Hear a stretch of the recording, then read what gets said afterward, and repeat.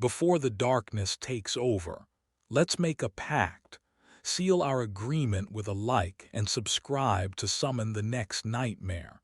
I have silenced the world for you. No interruptions after minute 15. Just you, the rain, and the story. In return, leave a sign of life. Tell me where you are watching from and what time it is in your world. Lock the door and let's begin.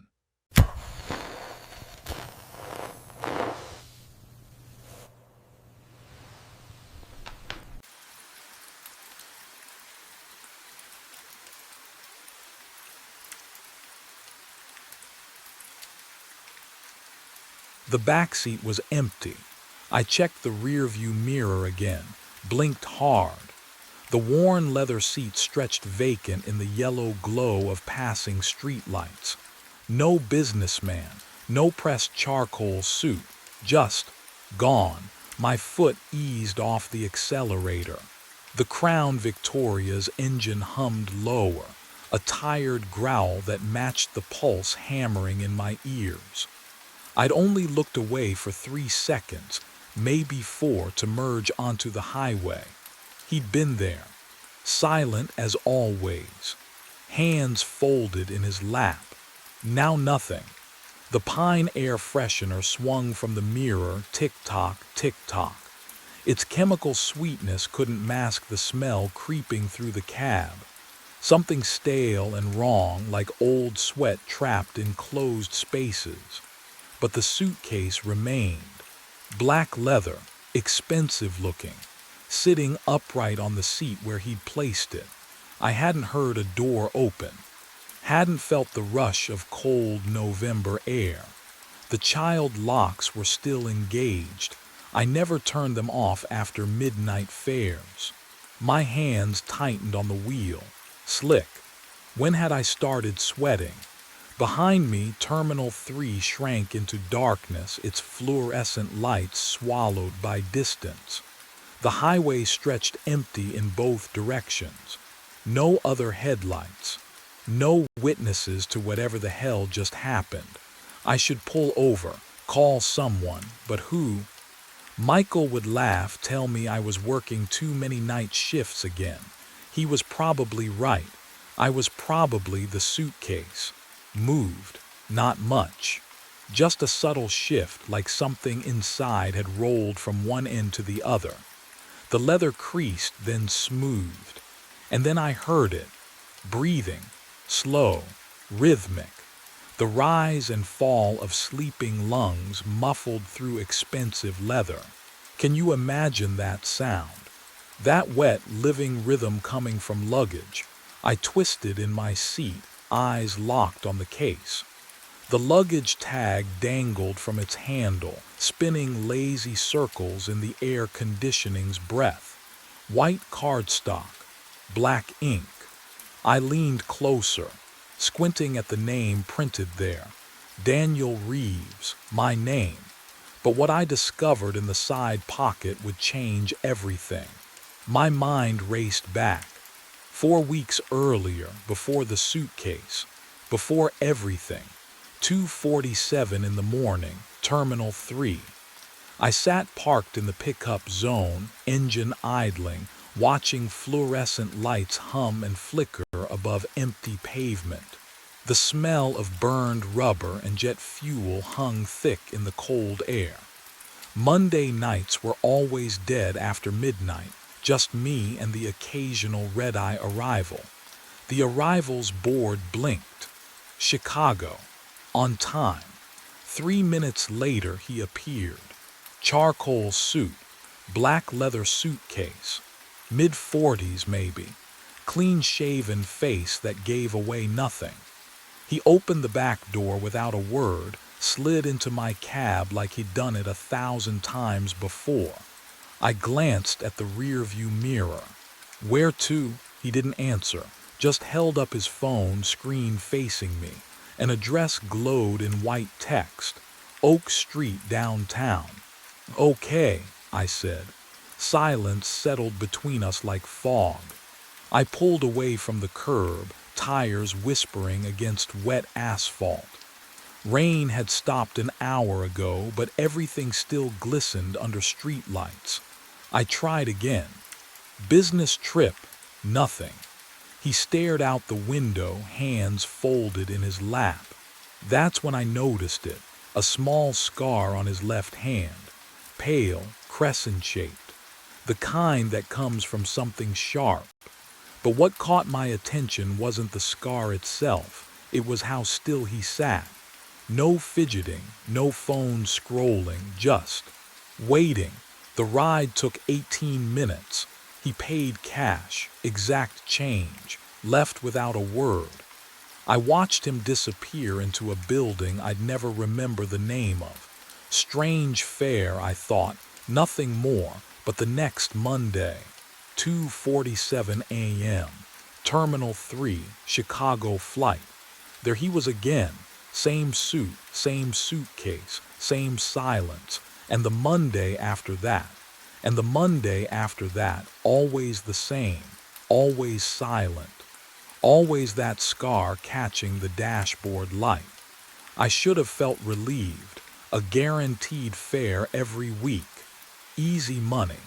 Instead, something cold settled in my chest, because routines are supposed to feel normal. This one felt like being watched. I called Michael at 3 in the morning. Daniel, his voice crackled with sleep and irritation. What's wrong? The phone felt cold against my ear, slick with sweat from my palm. That passenger I told you about, the Monday guy. I saw something on his phone screen. Okay, a yawn stretched through the line. My texts, Michael, private messages I sent you last week, word for word on his screen. The silence lasted too long.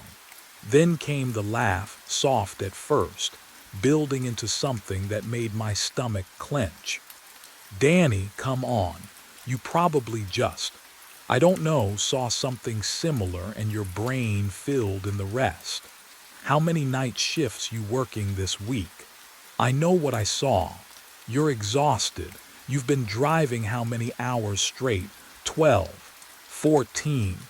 The concern in his voice felt rehearsed, distant, like he was reading from a script titled How to Calm Your Paranoid Brother. This is different.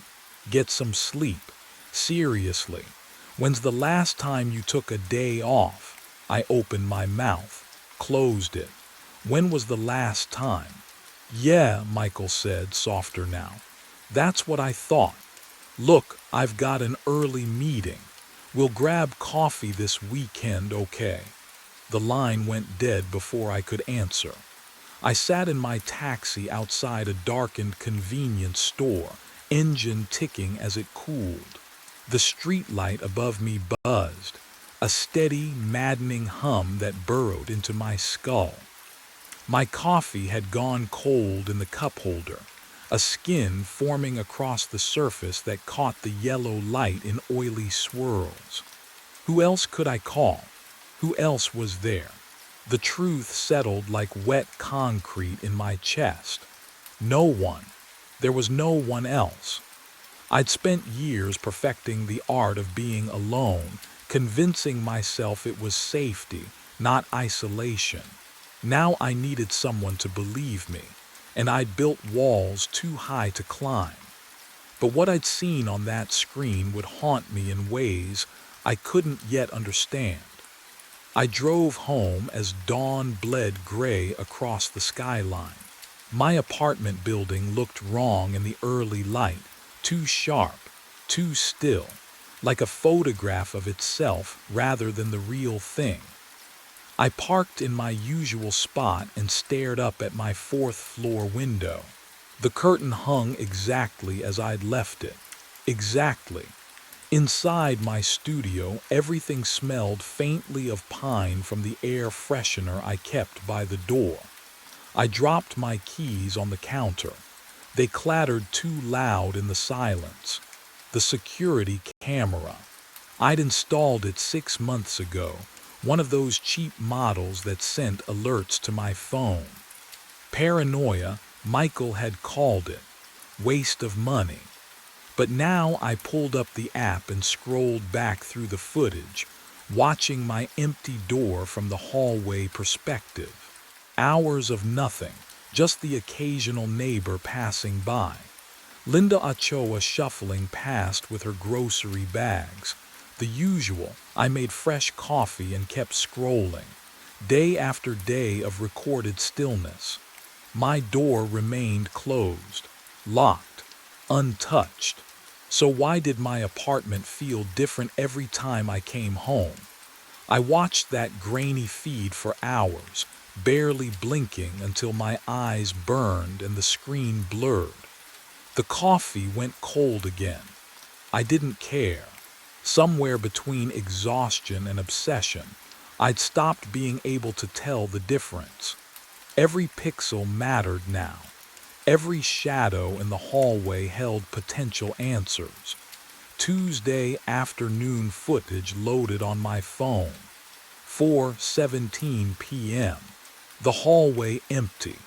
Then a figure stepped into frame, wearing my jacket, using my walk, unlocking my door with a key.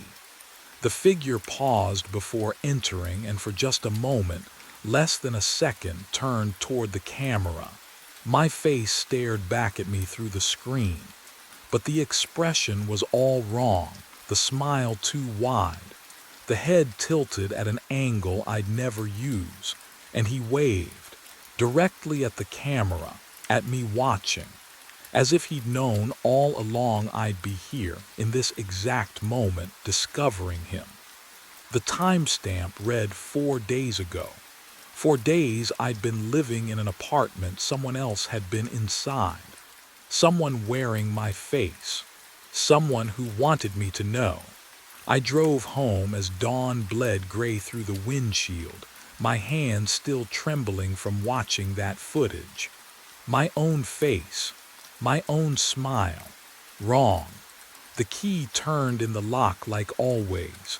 The door opened onto silence. For a moment, just a breath, the familiar smell of stale coffee and old leather wrapped around me like safety. Then I stepped into the bathroom. The toothbrush sat on the left side of the sink. I always keep it on the right. Always. My hand hovered over it, not quite touching, as though the blue bristles might burn my fingers. Someone had used it. Someone had stood where I stood, looked into my mirror, brushed teeth that weren't theirs. Can you imagine that? The invasion of it. I backed into the kitchen.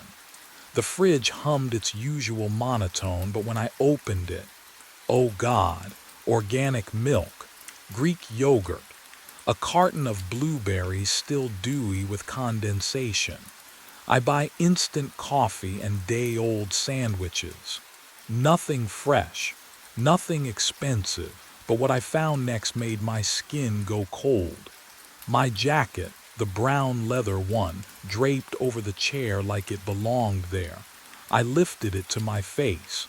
The scent hit me like a fist. Sharp cologne, something woody and deliberate. I don't wear cologne, never have. The leather felt warm, as though someone had just taken it off. I moved through the apartment room by room. Closet, bedroom, the narrow space behind the shower curtain. Nothing, no one, just the wrongness settling into my bones like frost, the certainty that someone had been here, living my life with the volume turned just slightly off key. The coffee mug sat on the left side of the counter. I'm right-handed, and that's when I heard it. A key sliding into the lock behind me. I spun around. Empty hallway. Linda's door closing across the hall, the click of her deadbolt sliding home. Just the neighbor. My heart hammered against my ribs anyway. I locked myself inside and pulled up the security footage on my laptop. The screen's blue glow made my studio feel like a fishbowl. Cold coffee sat beside me, forgotten hours ago. I scrolled back through days of recordings, watching my own door from the camera's fixed angle. Monday, nothing. Tuesday. I worked the day shift that week, left at noon. The hallway stayed empty until 4 p.m. Someone walked up to my door, wearing my black jacket, my jeans, my face. The figure reached into a pocket, pulled out a key, and unlocked my door with their left hand. I'm right-handed, my throat closed. I watched me walk inside like he owned the place, because apparently he did. I fast-forwarded. 30 minutes later, the footage from my interior camera loaded.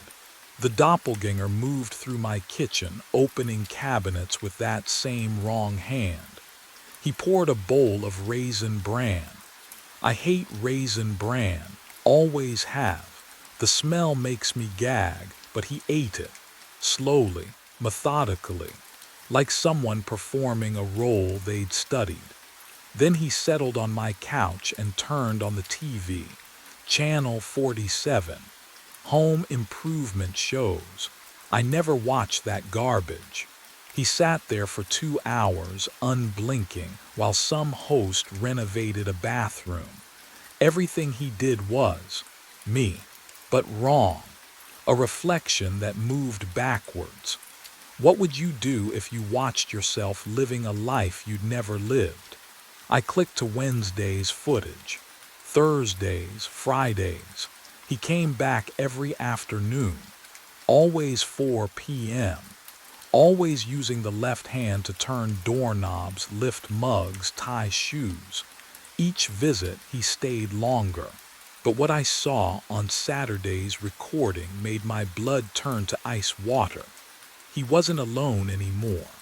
I parked across the street from my own building at 3:30, watched the entrance through fogged windshield glass.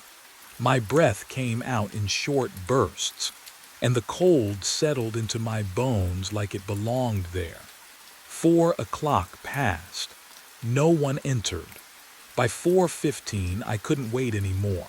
I crossed the street, unlocked my door with shaking hands.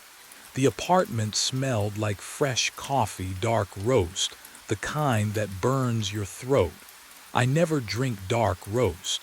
The mug sat on the counter, still warm when I pressed my palm against the ceramic, steam rising in lazy spirals. He'd been here minutes ago. Maybe seconds. I checked every room. Closet, bathroom, under the bed, nothing, gone. I tried again Tuesday, arrived at 3:45 this time. But when I finally entered at 4:20, the coffee maker was still dripping, hot liquid pooling into the carafe. The sound filled the kitchen, drip, drip, drip. Each drop felt like a heartbeat I'd missed. Can you imagine chasing yourself through your own life and always arriving too late? But what happened next made everything worse. My phone buzzed Wednesday afternoon. Michael's text glowed on the screen. "Why'd you call me yesterday asking about Mom's recipe? You hate her cooking." I stared at the words. Yesterday afternoon, I drove a lawyer to O'Hare, then a college student to Navy Pier. Then I pulled up my phone records with trembling fingers. There it was. 2:17 p.m. Call to Michael. Duration 6 minutes. I scrolled further. Calls to my bank, my landlord, numbers I didn't recognize. All made while I was behind the wheel, hands on leather, eyes on road. All in my voice. My throat tightened. He wasn't just living in my apartment anymore. He was living my entire life. And whatever he was building toward, I was running out of time to stop it. My phone vibrated at 3:27 in the morning. Michael's name glowed on the screen. He never called during my shift. Danny. His voice sounded hollow, stretched thin like old tape. "We need to talk." I pulled into a dark lot behind the Route 41 gas station. The fluorescent lights hummed their usual insect song through my windshield. "What's wrong?" "You came by yesterday afternoon." He paused. Static crackled between us. You sat on my couch, we talked for an hour." My hands went numb on the steering wheel. "Michael, I worked a double shift yesterday, 14 hours straight. You told me about that camping trip when Dad left us alone overnight, when I got scared of the raccoons." The pine air freshener swung from my mirror, releasing its chemical sweetness. "We never went camping," I said. My voice didn't sound like mine. "Dad took us fishing twice, that's it." "Danny, I remember, you were there, you laughed about it, said I cried for 3 hours." Can you imagine forgetting your own childhood? Watching someone else's memories replace yours? "What are you on?" Michael's words cut sharp. "Pills, something else, because this isn't exhaustion anymore." But the real question was worse than that. "I'm not using anything," I whispered. The coffee stains on my dashboard looked wrong suddenly. Too many rings. Had there always been that many? "Then why don't you remember visiting me?" His breathing came faster now. "Why are you saying things that didn't happen?" "Happened." My throat closed. "Because what if I was wrong? What if the camping trip was real and my memory had holes I'd never noticed? What if I'd been losing pieces of myself for weeks and never knew?" "Michael," the line went dead. I sat in the dark trying to remember my father's face, trying to remember what was real. My own past felt like fog now, slipping through my fingers every time I reached for it. And that's when I realized the worst part. If my memories were lies, then who was I? I couldn't trust my memories anymore. So maybe I could trust the evidence. I pulled into the empty lot behind the Route 41 gas station. Killed the engine. The suitcase sat in the back seat where the passenger had vanished, and yes, it was still moving. Rising, falling, like lungs. My hand went to my jacket pocket for my keys. They were there, right where they should be, but my fingers trembled as I reached for the suitcase anyway, dragging it into the front seat. The leather was warm, body temperature warm. The smell hit me then, that familiar cologne I'd noticed in my apartment, the one I didn't own, sharp and citrusy and wrong. The clasps clicked open too easily. Inside, oh God, my wallet. The brown leather one with the coffee stain on the corner. My keys. The rabbit's foot keychain Michael gave me 10 years ago. My phone. The cracked screen protector I'd been meaning to replace for months. I patted my pockets again. Frantic. Felt the weight of my wallet, my keys, my phone, all still there. All exactly where they belonged. Can you imagine holding your own possessions and finding them in 2 places at once? But that wasn't the worst part. White squares scattered across the passenger seat as I lifted the wallet out. Polaroids. Maybe 20 of them. They fell like snow face up, and every single one showed the same thing. Me, asleep, behind the wheel of my taxi. What I saw in those photos would make me question every moment I thought I'd been alone. The first photo showed me slumped at a red light, head tilted back against the headrest. Streetlight glare on the windshield. The angle was from outside. Passenger side window. Someone had stood right there, right beside my car, close enough to touch the glass. I shuffled through them. My hands wouldn't stop shaking, me at another red light, eyes closed, mouth slightly open. Me parked at Terminal 3, head against the window. The timestamp on the dashboard clock read 3:14 a.m. Me at the gas station. This one was different. The camera angle was from inside the car. The back seat. They'd been inside. I flipped through faster, photo after photo, different nights, different locations, always the same, me unconscious, vulnerable, unaware. The photos had a quality to them, a clarity that said they weren't taken hastily. Someone had framed each shot, waited for the right moment, the right light. How many times had I fallen asleep at red lights thinking I was alone? How many nights had I nodded off during long airport waits? How long had they been watching? The last photo made my stomach drop. It was taken from outside my apartment door, through the peephole, reversed.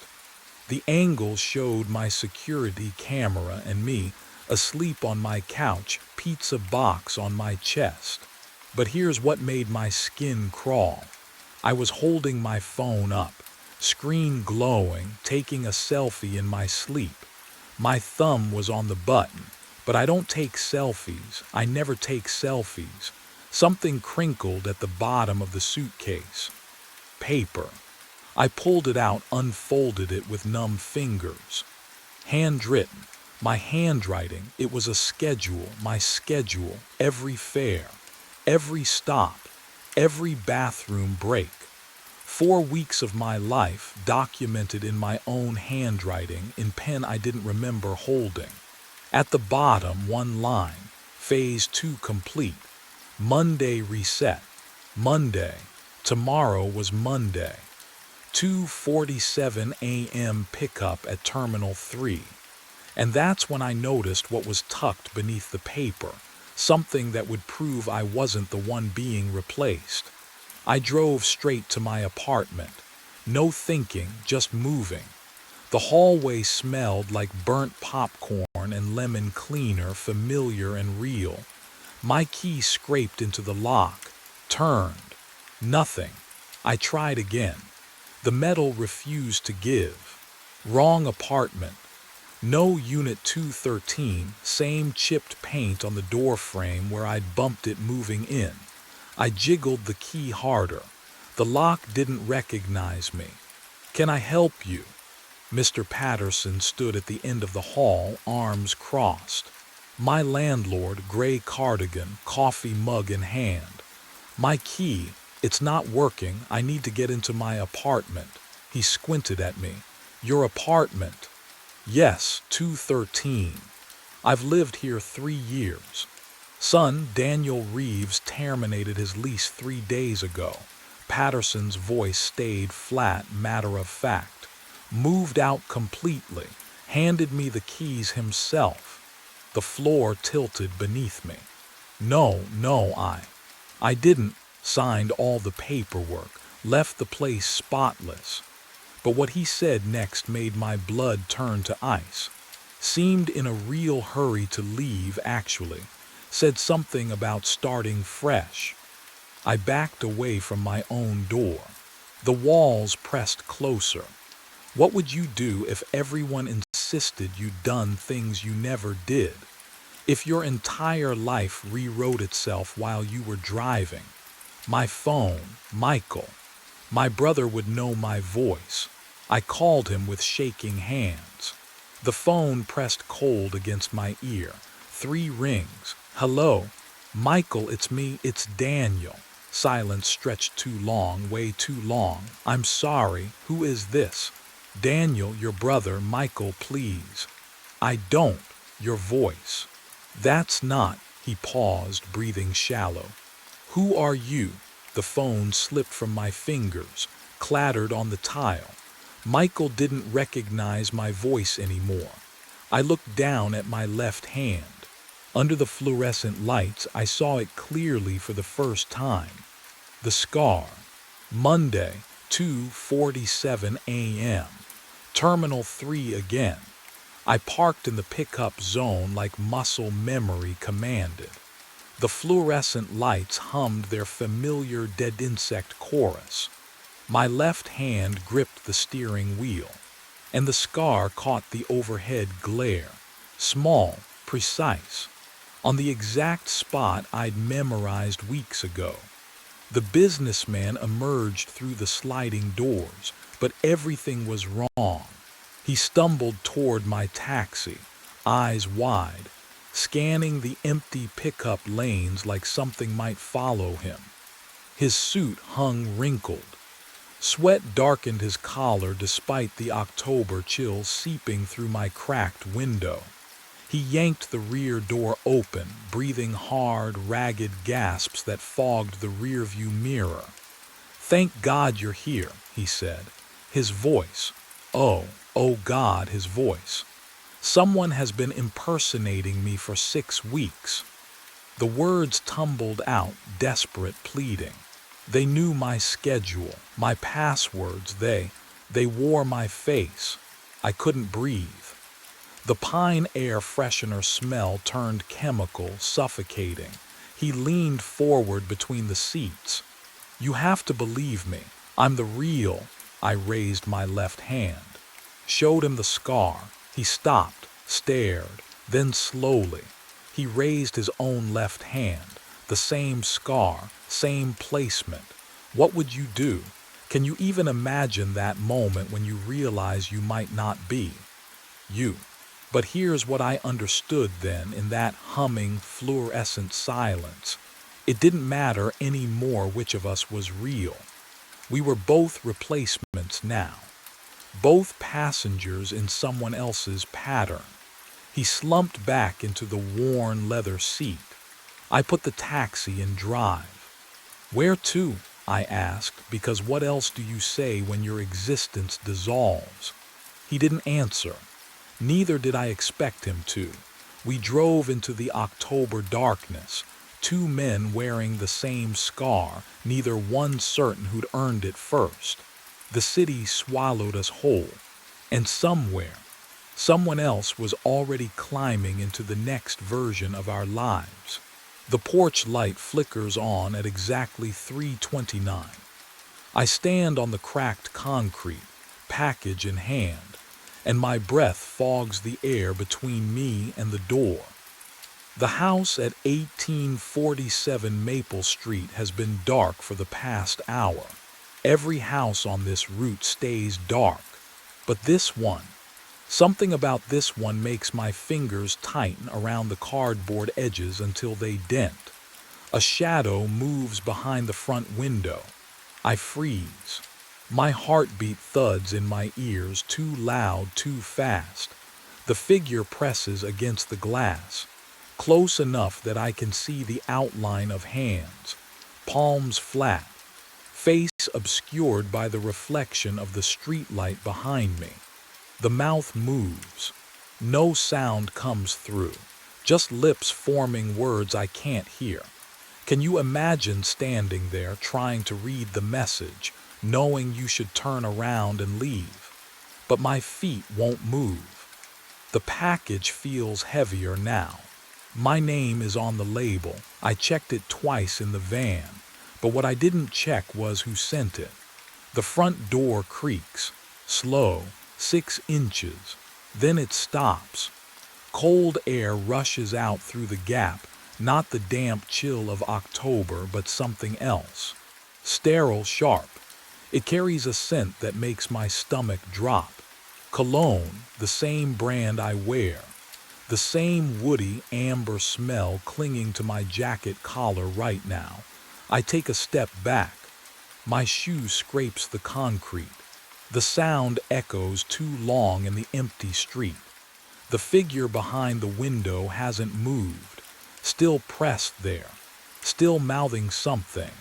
The door creaks wider, and from inside the lightless house, I hear footsteps descending stairs I shouldn't know are there. 48 hours before I stood on that porch, the dispatch radio crackled to life at 11:07 p.m. "Brennan, you there?" I pressed the button. Static buzzed against my thumb. "Yeah. Got a route update. New stop. 1787 Maple Street. Same package every night this week. 3:30 a.m. window. Can you handle it?" The van's dome light flickered above me. Cardboard smell filled my nostrils. Thick, stale, sure. "Good man. It's already loaded. Bay 7. The line went dead. I found the package wedged between Amazon boxes and a crate of medical supplies. Small, maybe 8 inches square. The label was pristine, too clean for a week-old dispatch order. Black ink, block letters, perfect edges. The weight caught me off guard. It felt like nothing, like holding air wrapped in brown paper. I tossed it onto the passenger seat and started the engine. 67 stops.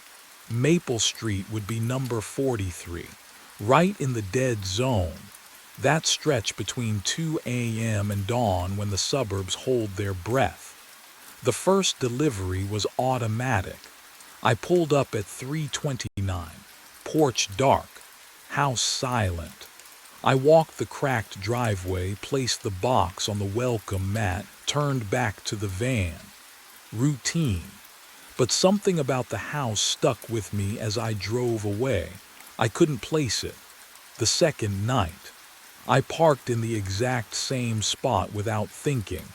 My feet knew the path. 3 steps to the mailbox. Slight dip in the pavement. 7 strides to the porch. I hadn't counted them the first time. The third night, my hands were already reaching for the package before I checked the manifest. Muscle memory. Like I'd delivered there 100 times, but I'd only been there twice. What I didn't know yet was that my body remembered what my mind had forgot. Night 5, and I'm sitting in the back of my van with the dome light buzzing overhead.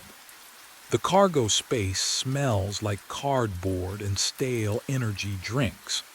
I've pulled the package onto my lap, still weightless, still wrong, and I'm staring at the label under the flickering yellow glow. That's when I see it. The handwriting, neat block letters, precise angles. The way the capital M loops just slightly at the base. I know this. I've written addresses this exact way 1,000 times on notes, on envelopes, on the back of receipts when my phone dies. This is my handwriting. Have you ever seen your own signature somewhere you never signed? That stomach drop moment when reality tilts. I blink, rub my eyes. The letters don't change. I angle the package toward the light, searching for differences. Maybe it's similar, maybe I'm tired. But no, the slant, the pressure, even the way the pen hesitated before the street number, that's me.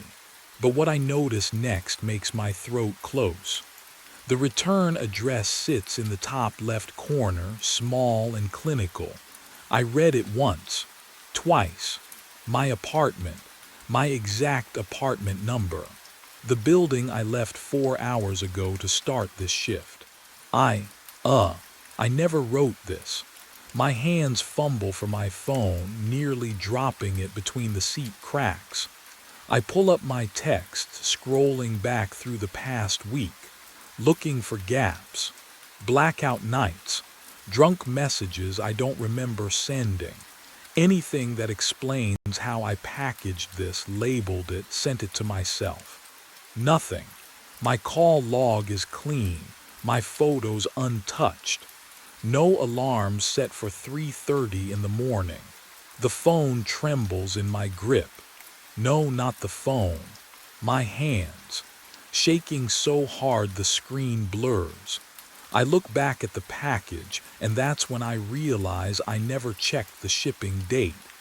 And what I'm about to find will crack everything wide open. I pulled over on Crescent Drive at 3:15 in the morning. engine ticking as it cooled. The package sat in my lap, weightless as always. My own handwriting stared back at me from the label, neat block letters I'd never written. The shipping date, I hadn't checked it. My thumbnail found the edge of the packing tape and dug in. The ripping sound filled the van's cargo space, too loud against the silence outside. Cardboard flaps peeled back. Bubble wrap underneath, the kind that pops when you squeeze it. I pulled it free, feeling the plastic dimples give under my fingertips. Inside, a USB drive, small, black, no markings, that was it, nothing else. I turned it over in my palm, waiting for some explanation to materialize. The dome light flickered above me, casting my shadow against stacks of undelivered packages. The van smelled like cardboard and stale energy drinks, familiar and suffocating. What I found inside would change everything I thought I knew about my route. I fumbled for my phone adapter, hands steadier than they should have been. The drive clicked into place. My screen glowed blue. One file appeared. Video, MP4 format, 16 megabytes. The date stamp loaded. Tomorrow. I blinked. Read it again. December 17th. Tomorrow's date. But the timestamp, 3:30 a.m. 15 minutes from now if I kept driving, if I finished the route. Moths circled the streetlight above my van, their wings tapping against hot glass. I could hear my own breathing, shallow and quick. The phone grew warm in my hand. My thumb hovered over the play button. Somewhere in the distance, a dog barked once and went silent. I pressed play. And what I saw in those 2 minutes of footage would make me understand why I could never stop delivering to 1847 Maple Street. I pressed play. The screen filled with grainy security footage, warped by a fisheye lens. The timestamp in the corner glowed green. Tomorrow's date, 3:30 in the morning. My phone grew warm against my palm, heat spreading through my fingers like a fever. The video showed a porch, dark wood, a single light fixture casting yellow shadows. And then I walked into frame. Not someone who looked like me. Same jacket, same way I held packages cradled against my ribs, same exhausted shuffle in my gait. I watched myself climb 3 steps, kneel, place a box against the door. The motion was mechanical, practiced. I'd done it 1,000 times before. I stood, turned to leave. My shoes scraped the concrete, the audio picked it up, tinny and distant. But then I stopped, just stopped. 1 foot on the top step, one hand gripping the railing. Frozen mid-stride like someone had paused the playback. Except the timestamp kept counting. 3:29 and 12 seconds. 13. 14. 4 full minutes passed while I stood there motionless. What I didn't know yet was that those 4 minutes would explain everything. The missing time, the rehearsed feeling, why my hands had been shaking since I first saw that address. My breath fogged the phone screen. Inside the van, the smell of old cardboard mixed with something sharp. Sweat. Fear. The dome light flickered once, nearly cutting out, then steadied. Outside, moths battered against the streetlight in rhythm with my pulse. On the video, I finally moved. I turned back toward the camera, slow, deliberate. My face filled the distorted frame, features stretched wrong by the lens. My eyes looked hollow, sunken. My lips were moving. I leaned closer to the screen, squinting. The audio was muffled, wind, maybe, or static interference, but I could read lips well enough. Years of dispatch calls through bad connections had taught me that. Stop. Delivering. My stomach dropped. Already, inside, I rewound, watched again. The words were unmistakable. 6 years, check. Basement. The video cut to static. White noise hissed through my phone speaker. I yanked the earbuds out, but the sound lingered in my skull, a flatline whine that wouldn't stop. I sat there in the dark cargo space, surrounded by tomorrow's packages, trying to make sense of what I'd just seen. The timestamp said tomorrow, but my lips had moved today, or yesterday, or my head throbbed.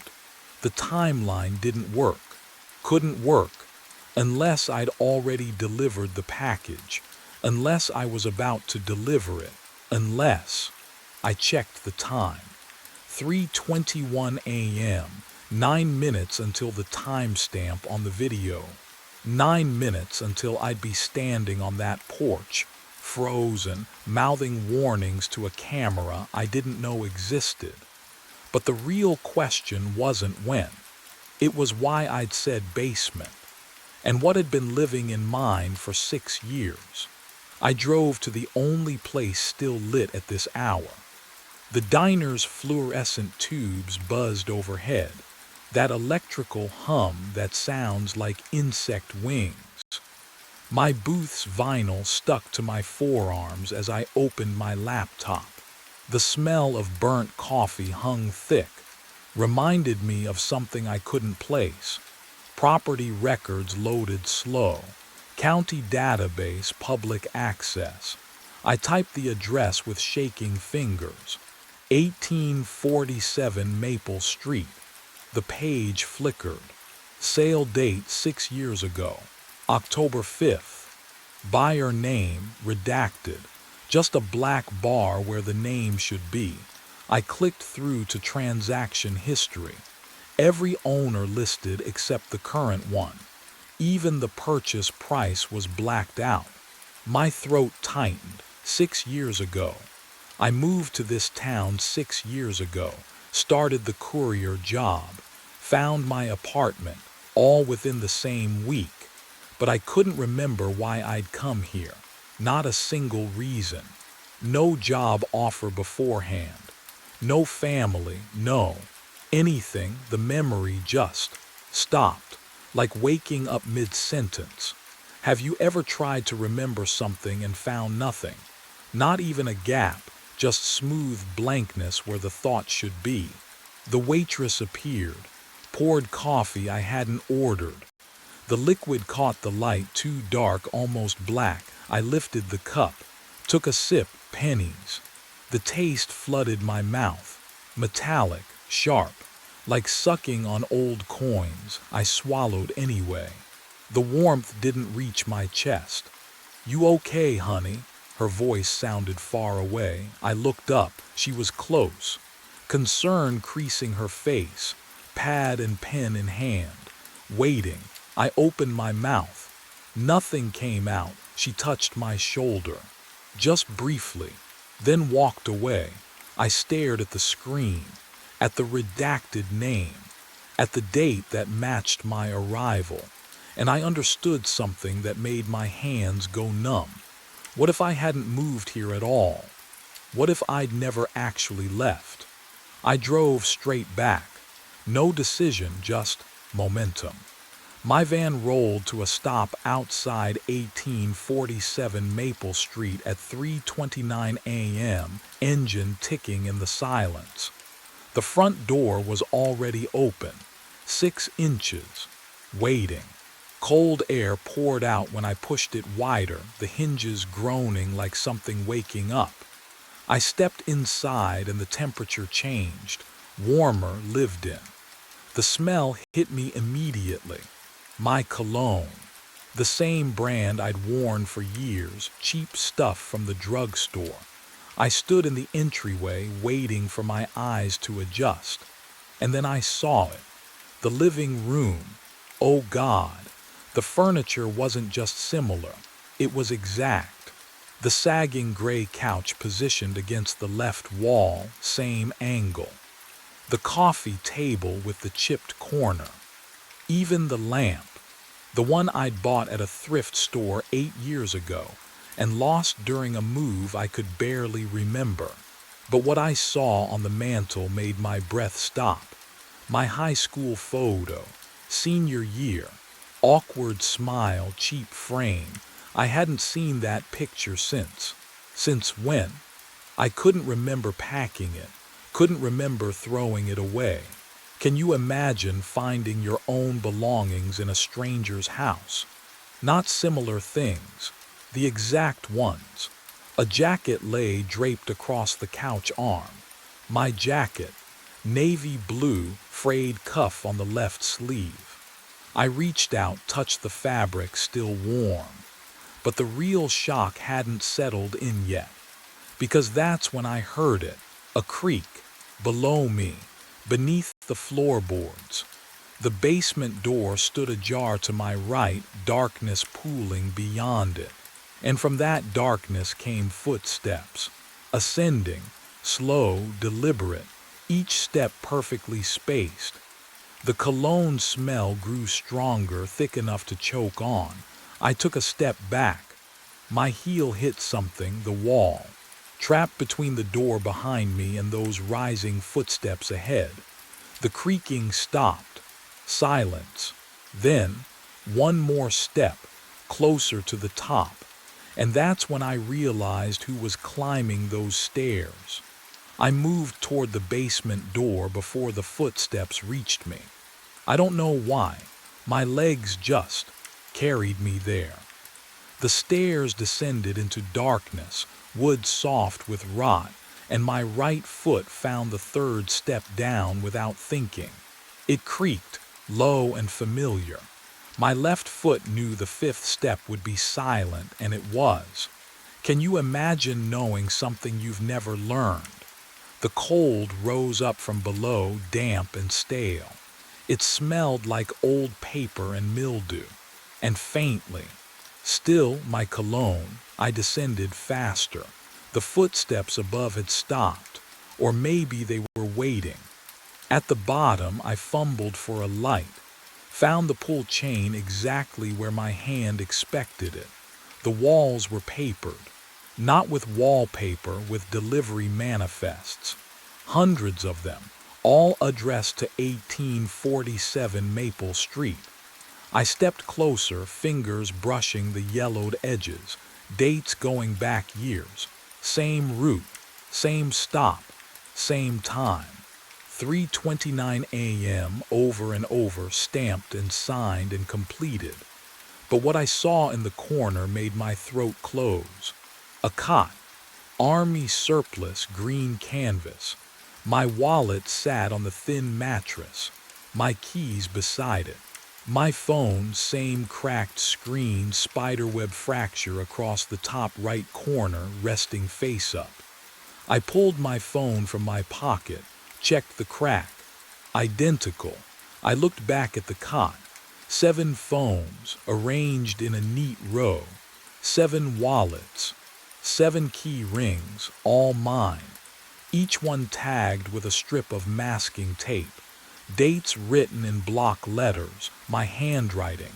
The oldest was from 6 years ago. The newest was from yesterday. I heard the creak behind me. The third step. Then silence where the fifth step should be. Someone else's feet knew these stairs just as well as mine. The footsteps stopped. I turned, slowly. Every joint felt rusted. He stood 3 steps from the bottom, same height, same build, same courier jacket, threadbare at the elbows, his face. Oh God, his face was mine. Down to the scar above my left eyebrow from a childhood bike wreck. But his eyes were wrong, hollow, like someone had scooped out everything behind them and left only the shape. You opened it, he said, my voice. Exactly my voice, same rasp from too many energy drinks, same flat Midwest vowels. The sound made my skin crawl. Stay back. My hand found the edge of the workbench. Cold metal, real. Stay the hell back. He didn't move. Just tilted his head the way I do when I'm exhausted, when I've been driving too long. You won't run. I didn't either. None of us did. None of. What are you? Tyler Brennan. He stepped down once. The stair didn't creak under his weight. 32, born in Decatur. Moved here 6 years ago for work. Can't remember why. That sound right. My throat closed. You never left, he continued, voice flat as highway asphalt. The first delivery. You came to the door at 3:29. You knocked. I answered. You handed me the package. And then you stepped inside, just for a second, just to ask a question. You don't remember. Neither did I. He reached the basement floor. The cologne smell thickened. My cologne. The loop needs a body, Tyler. Someone to stay. Someone to wait for the next one. But what he said next would rewrite everything I thought I understood. Every Tyler delivers packages for a week. 67 stops. Same route. Then the USB shows up. Then you watch yourself. Then you come inside. He gestured at the manifests covering the walls.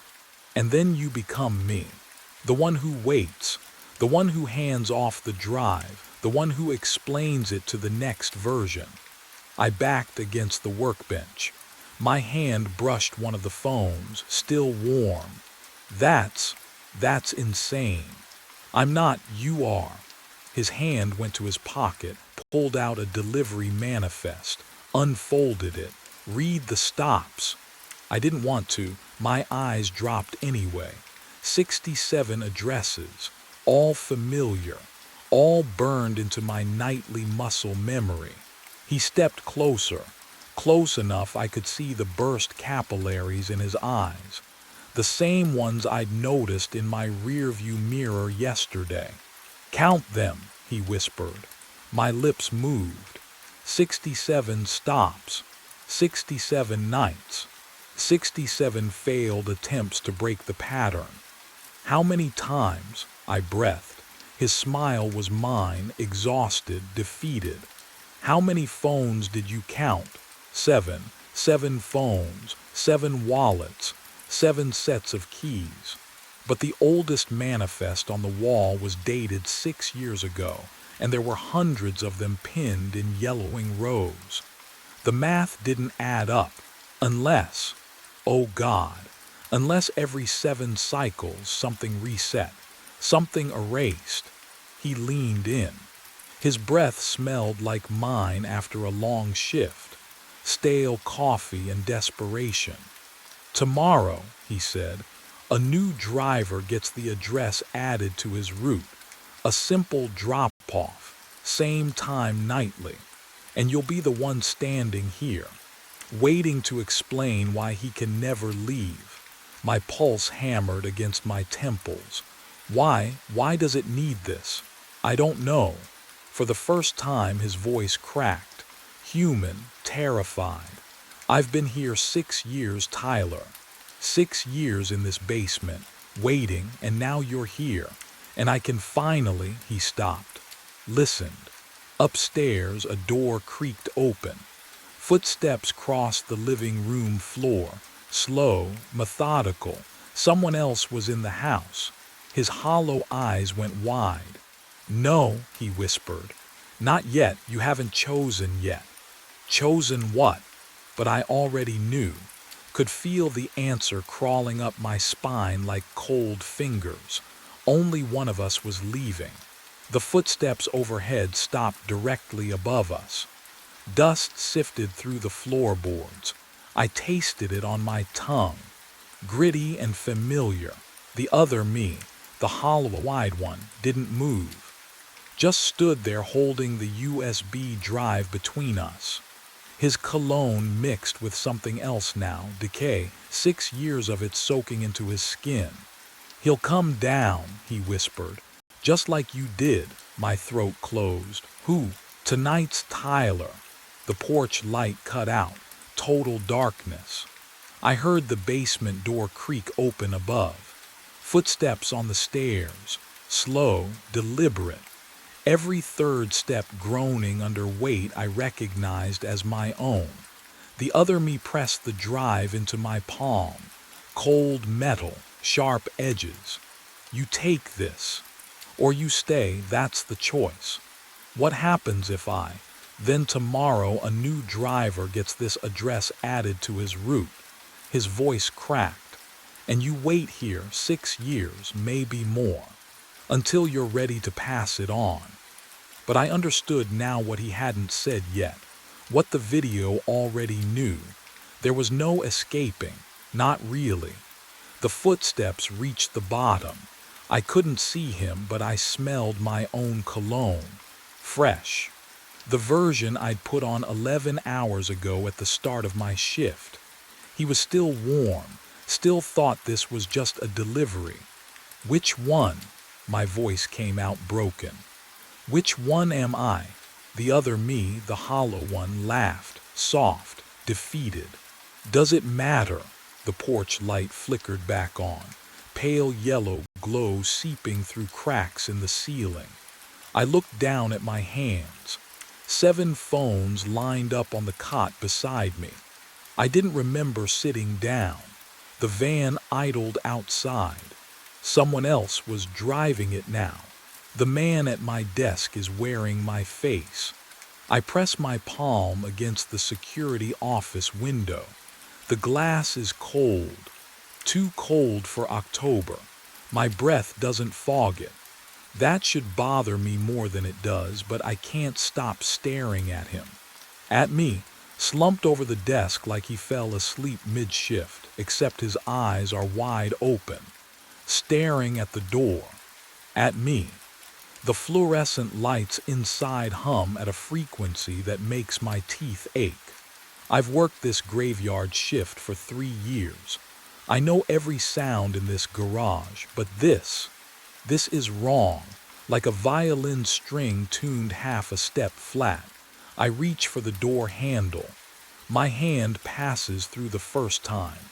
No, not through. I missed. My depth perception is off. I try again, slower. The metal is ice against my skin, and when I pull, the door doesn't budge. Locked from the inside, but I can see my keys.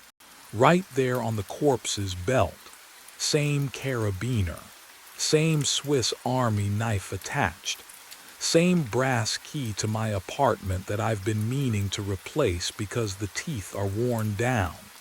What would you do? If you saw yourself dead, I should call someone. 911, my supervisor, anyone. But my radio hangs silent at my hip, and when I reach for my phone, I don't remember where I left it. The thought slips away like water through fingers. The body's chest doesn't move. No rise, no fall. But here's what makes my stomach drop. The wedding ring tan line on his left hand. I got divorced 2 years ago. Haven't worn the ring since. But the pale band of skin is there on both of us. Identical. His eyes haven't blinked once. I tap the window once, twice. The sound echoes wrong in the concrete space like it's traveling through water instead of air. The corpse doesn't react, but I swear his pupils shift, just a fraction, tracking toward the sound. The air smells like hospital disinfectant mixed with gasoline. And that's when I notice the time clock on the wall behind him. The red digital display blinks. 2:11 a.m., 2:11, 2:11, over and over. The same moment. Frozen. But what I saw next made me realize the clock wasn't broken at all. My mind fractured backward to 11 p.m. The time clock's green light blinked as I swiped my badge.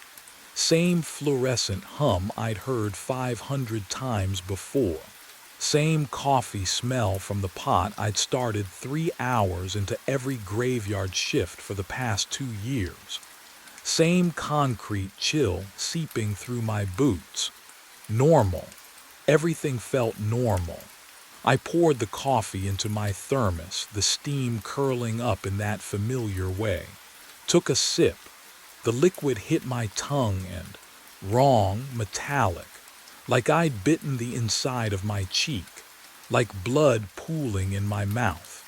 I swallowed anyway, told myself it was just the new filter, maybe rust in the pipes.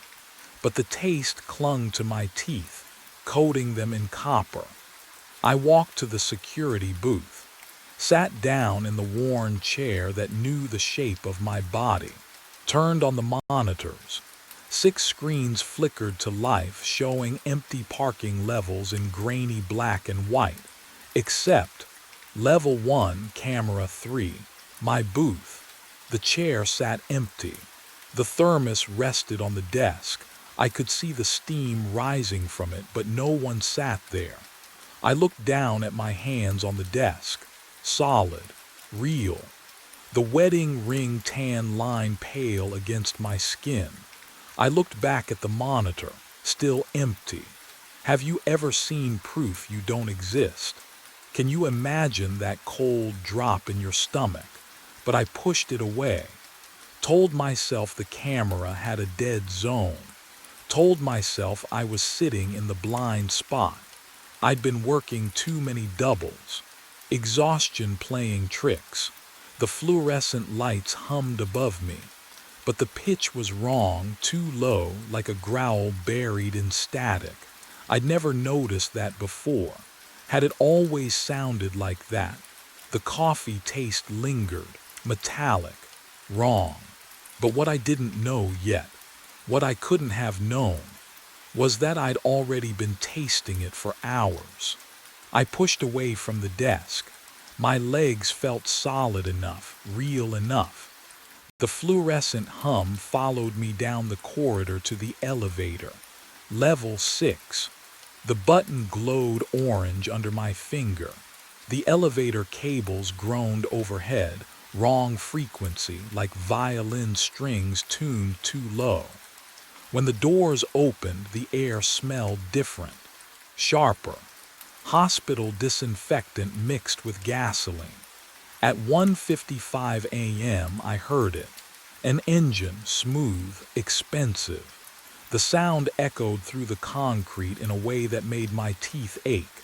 A black sedan glided into spot 34. No headlights, just there, the engine cut. Silence pressed against my eardrums. I approached. Slowly, each footstep seemed to arrive a second before my foot touched ground. The driver's window rolled down. Oh, the face staring back at me was mine. Same stubble pattern. Same scar through the left eyebrow from the bike accident when I was 12. Same jacket I'd worn to work tonight, still hanging in my locker. Can you imagine seeing yourself like that?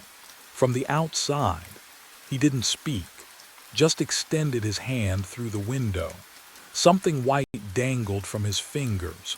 A hospital bracelet, plastic. The edges worn, I took it. Cold against my palm. Status, critical. Patient name, Barnett Levi. The numbers blurred. Date. Time, admission. Check, the doppelganger said. His voice was mine but flatter, drained. Check what? He pointed at my wrist, at my throat. I pressed 2 fingers against my neck, shifted position, pressed harder, tried the other side, nothing. I moved my fingers to my wrist, searching for the familiar flutter beneath skin. Nothing. No pulse. No heartbeat. No rhythm at all. But what I didn't understand yet was that this moment right here, had already happened before. I stumbled backward, hand pressed against silent ribs. The sedan driver watched me with dead eyes, my eyes. Then I heard the footsteps, echoing from stairwell B, slow, deliberate. The metal door shrieked open, and another me stepped onto level 6. Same uniform, same confused expression.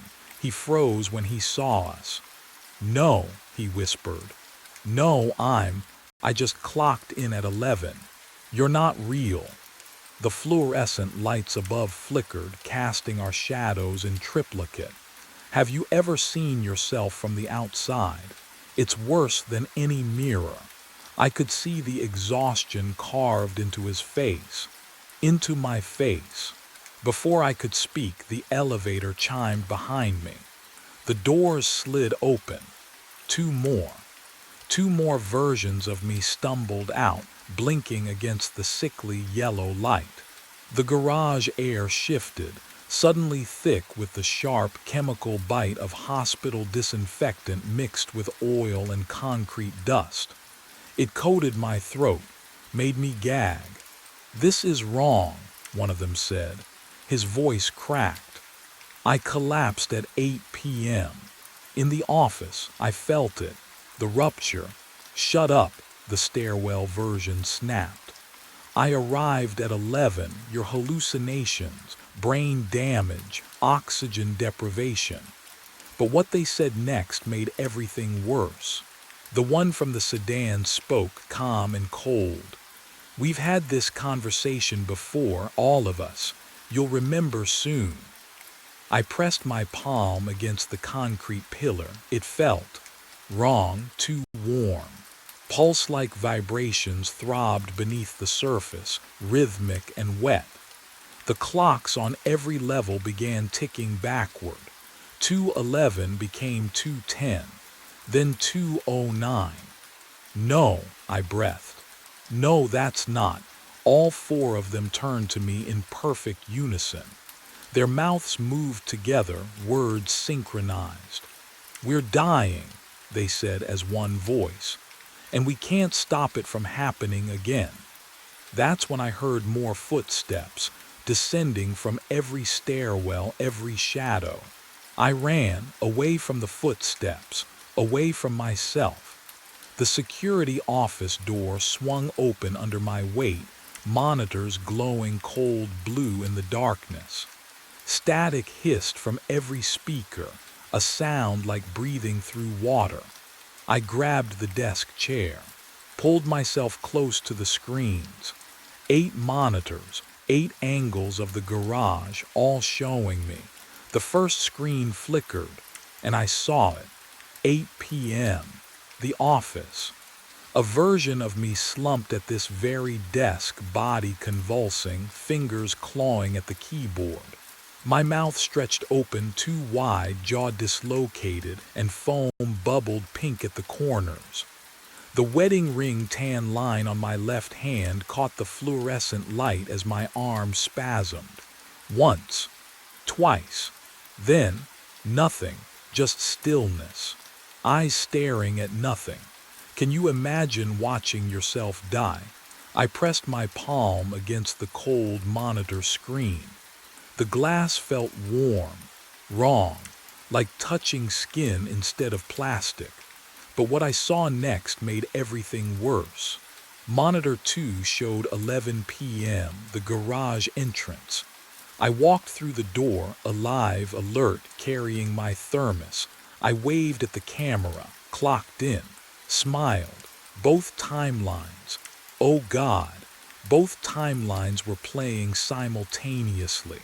On monitor 3, a version of me wandered level 3, checking tire pressure with trembling hands. Monitor 4 showed another me standing motionless by the elevator on level 5, staring at the doors.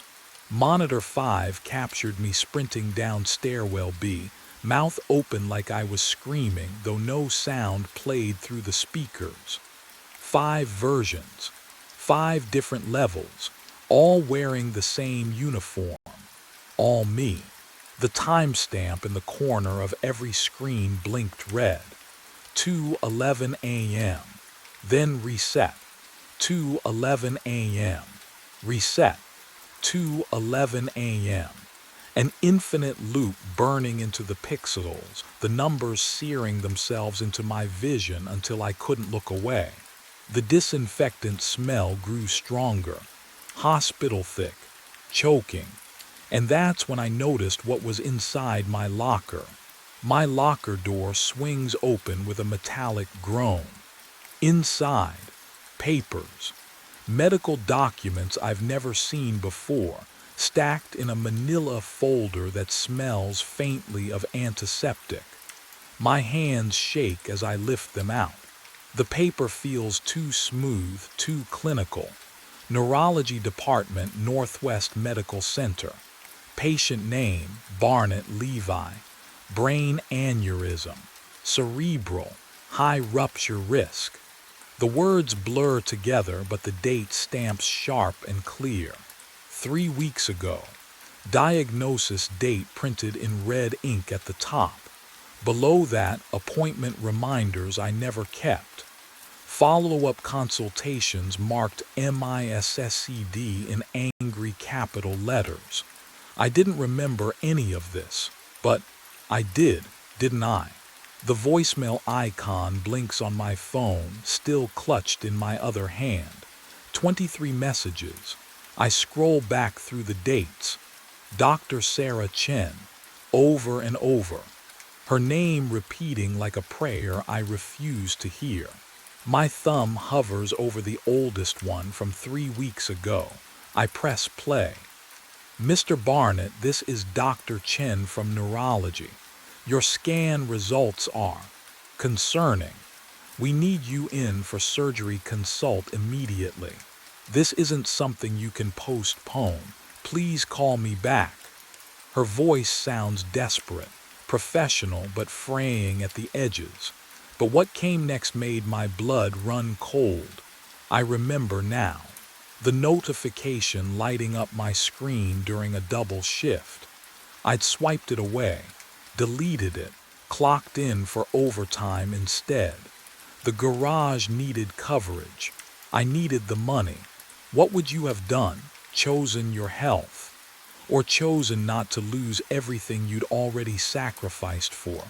I stumble backward, away from the locker, away from the evidence of my own stupid, stubborn denial. The elevator. I need out. Now. I slam my palm against the call button and the doors slide open immediately, too immediately. I step inside. The floor lurches beneath me as the car descends.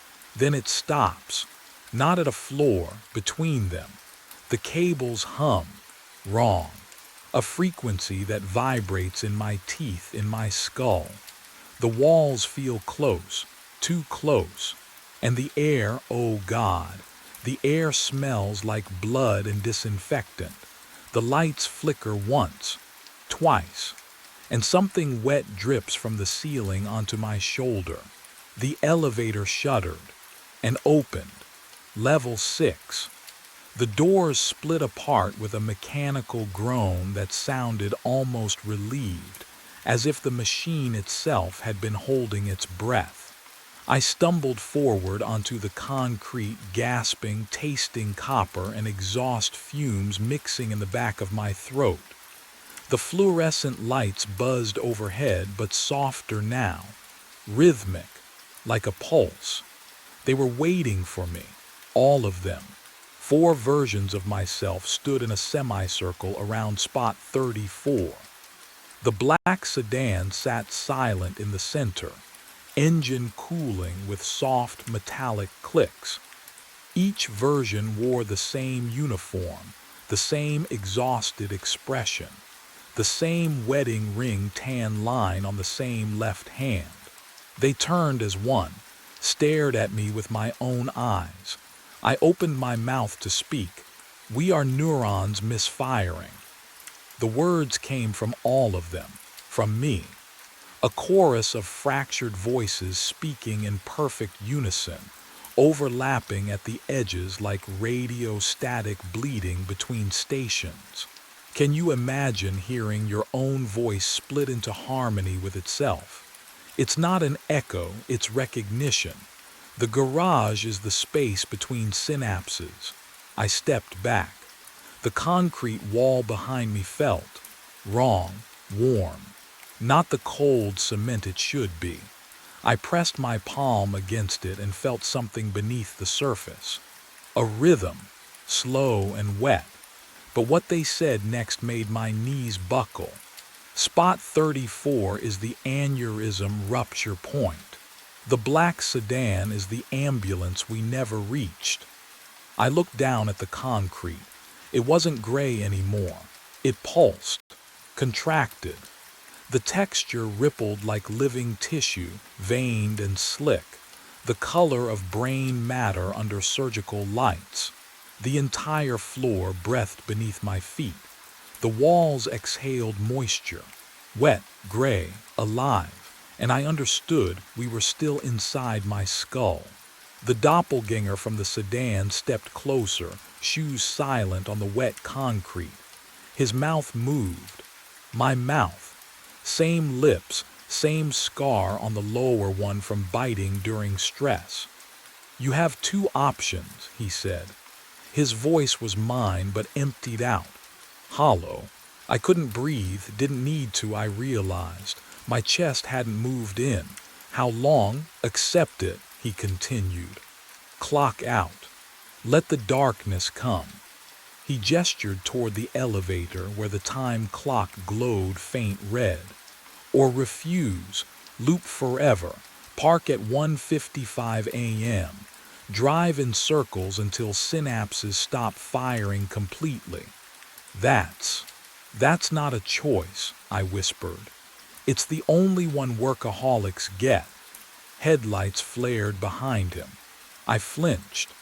More cars materialized across level 6, engines idling in unison, a low mechanical breathing that filled the space. Sedans, subs, a rusted pickup. Drivers sat motionless behind steering wheels, faces pale in the dashboard glow, watching, all of them watching me. The smell hit next. Gasoline mixed with that hospital disinfectant stench. Sterile. Wrong. "Who are they?" I asked, though part of me already knew. Attendants who couldn't leave, refused the clock, chose the loop. But the real horror hadn't fully surfaced yet. I stepped toward the black sedan. A piece of paper fluttered under the windshield wiper, trapped against cold glass. My fingers trembled as I pulled it free. The paper felt thin, fragile, like it might disintegrate. The handwriting was hurried, desperate. "Don't stay." I did. "I'm still here. Maya Tors. Still here, present tense." I scanned the cars again, searching faces in the dim light. Third row. A woman in a day shift uniform, hands frozen on the wheel, eyes open but unseeing. Her name tag caught the fluorescent glare. Maya. Can you imagine? Realizing your eternity is a parking spot, a timestamp, a loop you chose because letting go felt worse than staying. "She's been here 8 months, the doppelganger said quietly. "She thinks it's still her first night." My pulse should have spiked. Would have if I'd had one. The terror sat cold in my non-existent chest, spreading like frost. And that's when I understood what the choice really meant. I walked back to spot 34. The painted lines glowed under the fluorescent wash, brighter than they should have been. My boots scraped concrete that smelled wrong. Not just oil and exhaust, but something clinical. Antiseptic. Like they'd tried to scrub away something permanent. The doppelganger followed. Silent, I knelt, pressed my palm flat against the cold surface. The concrete was darker here, stained. Not just one shape, layered rings like tree growth, each a different timeline of something spilled. How many? My voice cracked. 12 attendants. He stood over me, hands in pockets. Heart attack, stroke, aneurysm. All died right here. All chose overtime over doctors. I stood. The idle engines behind me pulsed in rhythm. 1, 2, 3. Heartbeats I didn't have anymore. But what I found next made the air leave my lungs completely. I moved to the garage's edge, where the concrete barrier overlooked downtown. The city sprawled below, every window lit, every street visible. Traffic lights blinked yellow. A woman stood on the corner, arm raised to hail a cab. A cyclist leaned forward mid-pedal. None of them moved. Not a single person, not one car. How long? I whispered. Since 2:11 a.m., the doppelganger said. When your aneurysm ruptured, when you collapsed in the office. The world kept going, but not for you. I gripped the barrier. The metal bit into my palms, cold, real, solid. I clocked in at 11, I said. I walked through the door, I was breathing. No, his voice was gentle, pitying. You were already gone. The fluorescent lights hummed lower, deeper. The sound crawled inside my skull. And that's when I understood what the time clock had really been counting down to all along. The time clock hums against the wall. 2:11 a.m. blinks red. Over and over, I stand there. How long? Minutes. Hours. Time doesn't work the same when you're already dead. My hand hovers over the button. Punch out, accept the darkness, let my neurons finally stop misfiring. Or punch in. Loop forever. Become the black sedan driver warning the next one who refuses to let go. The metal feels cold under my fingertip. Real. More real than anything since I collapsed at this desk. Can you imagine choosing your own eternity? Knowing the choice is final. I think about Maya Tours, about the 12 others who stayed, about the version of me who tried to warn himself and failed. I press the button. The screen glitches, pixels scattering like dying synapses. The red numbers fracture into static. The hum stops. Everything stops for a moment. Nothing. Just the smell of concrete and gasoline, just silence. But what happened next would change everything. The world blinks, and when it comes back, 1:55 a.m., I'm sitting behind the wheel of a black sedan. The leather smells like hospital disinfectant. My hands rest on the steering wheel, fingers I can't feel wrapped around something solid. The engine idles with a low purr that vibrates through the seat. Through the windshield, I see the security booth. Level 6, spot 34. The fluorescent lights flicker above. In the distance, footsteps echo. Someone's walking toward their shift, toward the time clock that's counting down to 2:11. I don't move, I just wait. The footsteps grow louder, closer. A figure appears at the edge of the concrete pillar. Young, tired, wearing the same uniform I wore, the same badge. They glance at my car. Our eyes meet through the glass. I reach for the window button, and I wonder if they'll listen. The dashboard clock flickers to 3:13 a.m. I sit frozen in my truck, engine idling, watching a man in groundskeeper uniform cross Oak Ridge Cemetery. The green glow from the dash lights my trembling hands. Cold air seeps through the cracked window, carrying the smell of wet earth and rotting oak leaves. He carries white lilies. My breath fogs the windshield. I wipe it with my sleeve. The figure moves between headstones with purpose. deliberate, unhurried. The October darkness swallows most of him, but I catch pieces. Dark uniform, broad shoulders, something wrong with his gait. He limps. My ACL throbs in response, that phantom ache I've carried for 2 years. The same hitch in the left leg, the same compensating lean. Can you imagine watching yourself from 40 yards away? The coffee in my cup has gone cold. I don't remember buying coffee. The truck's heater rattles, but I'm shivering anyway. The man passes beneath the one working lamppost, and for 3 seconds, yellow light catches him full on. Oak Ridge Cemetery maintenance uniform. Stitched name on the chest. My name. But what froze the blood in my veins were the boots. Steel-toed Carolinas. Left one with the scuff mark from the shed door. Right one with the replaced laces, brown instead of black because I'd run out. I'm looking at my boots, walking away from me. The figure reaches section D and kneels beside a grave I know too well, though I've never understood why I know it.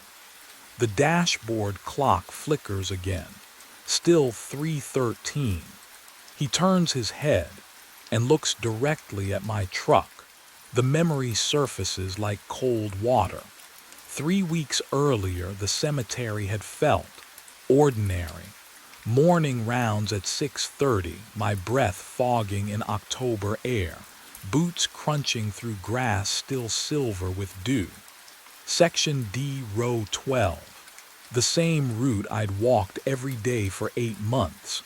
That's when I saw them. White lilies, fresh, arranged carefully against Margaret Hartwell's headstone. I stopped mid-step. The flowers were pristine, petals still closed tight, stems wrapped in brown paper that hadn't softened from moisture. No wilting, no browning at the edges. They couldn't have been there more than an hour. But no one visits this grave. I know because I checked the logs. Margaret Hartwell died in 1987. No family listed. No flowers in decades. Her section sits in the far corner where the old-growth oaks block out the morning sun, where visitors never wander. The grass around her stone had gone to seed years before I started working here. I crouched down, my bad knee protesting. The dew soaked through my uniform pants, cold, immediate.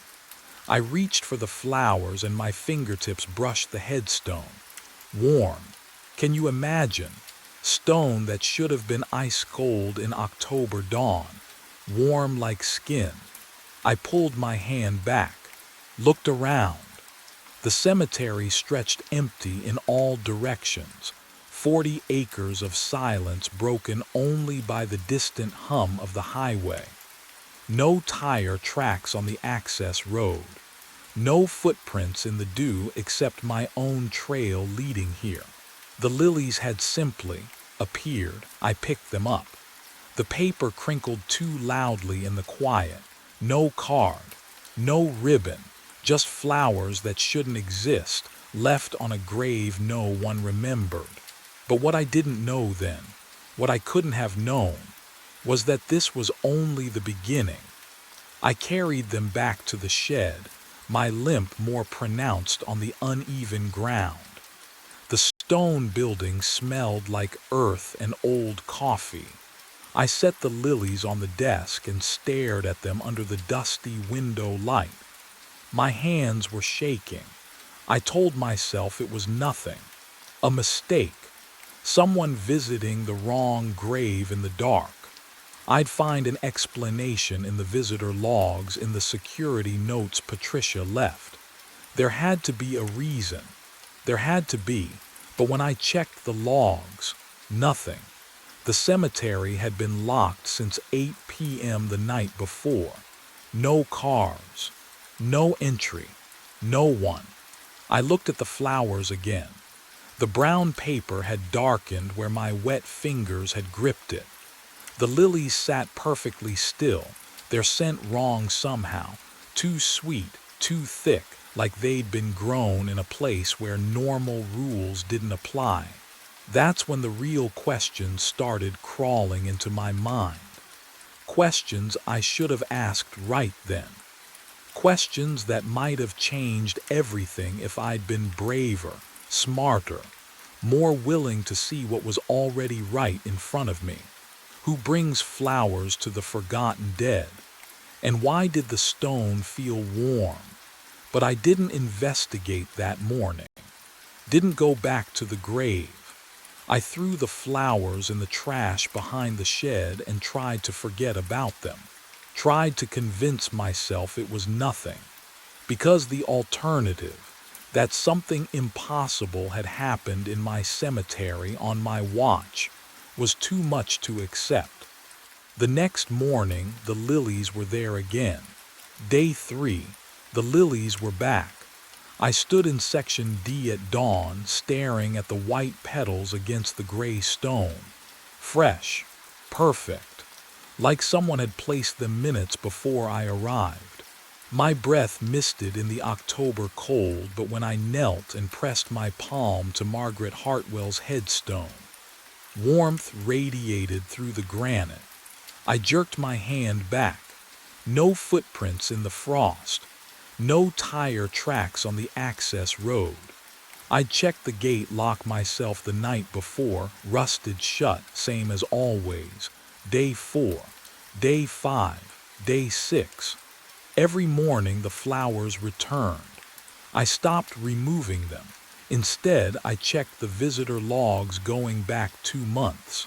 Empty pages. I reviewed the security camera footage from the main entrance. Grainy, useless, showing nothing but deer and wind-blown leaves. Patricia gave me a concerned look when I asked about night maintenance schedules, but I didn't explain. How could I? Have you ever felt watched by the past? That weight between your shoulder blades like eyes you can't see. I started spending my lunch breaks in the basement archive beneath the shed. Moldy file boxes stacked to the ceiling, a single bulb swinging overhead. The smell of damp paper and earth clung to everything. I found Margaret Hartwell's burial record in a water-stained ledger. Died October 1987, age 34, no surviving family listed, no service held. 38 years in the ground. Alone. But someone remembered her. Someone who left no trace. That night I returned to the grave after my shift ended. The stone was warm again. And this time I caught it. A scent, faint as a whisper, threading through the cold air. Lilac perfume. And that's when I realized the flowers weren't the real message. I drove to the hardware store at noon. My hands shook mounting the camera to the oak tree, the metal cold enough to burn my palms. The screws kept slipping. My ACL throbbed with each shift of weight. That deep ache that never really leaves. I angled the lens toward Margaret Hartwell's headstone 20 feet away. The stone looked ordinary in daylight. Gray, weathered, dead, but I'd felt the warmth. I limped back to the shed and tested the monitor. Grainy black and white feed. Motion activated. Battery backup. Professional enough. Patricia would fire me if she knew I was doing this, wasting equipment on. What? A hunch. Can you blame someone for needing proof? That night I sat in the shed's break room, watching the small screen glow in the darkness. Cold coffee in a chipped mug. The smell of earth and mildew pressed close. The cemetery outside my window was silent, perfectly silent. No wind, no animals, just nothing. 1 a.m., 2 a.m. My breathing filled the room, but it sounded wrong somehow. Delayed, like an echo arriving before the original sound. I checked the monitor every 30 seconds. The grave sat empty in infrared glow. White lilies from this morning still rested against the stone. I'd left them there on purpose. A test. 2:45 a.m. My eyelids grew heavy. The coffee had gone room temperature an hour ago. Maybe this was stupid. Maybe I was losing it, sitting here in the dark, watching a dead woman's grave like some kind of. But what I didn't know yet was that the camera had already been watching me. 3:14 a.m. Movement detected.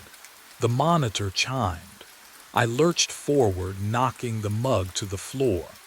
On screen, a figure crossed the frame, walking toward the grave, limping, wearing my uniform. I hit rewind. The footage jerked backward, the figure retreating from the grave in stuttered steps. My finger trembled on the mouse. Play again.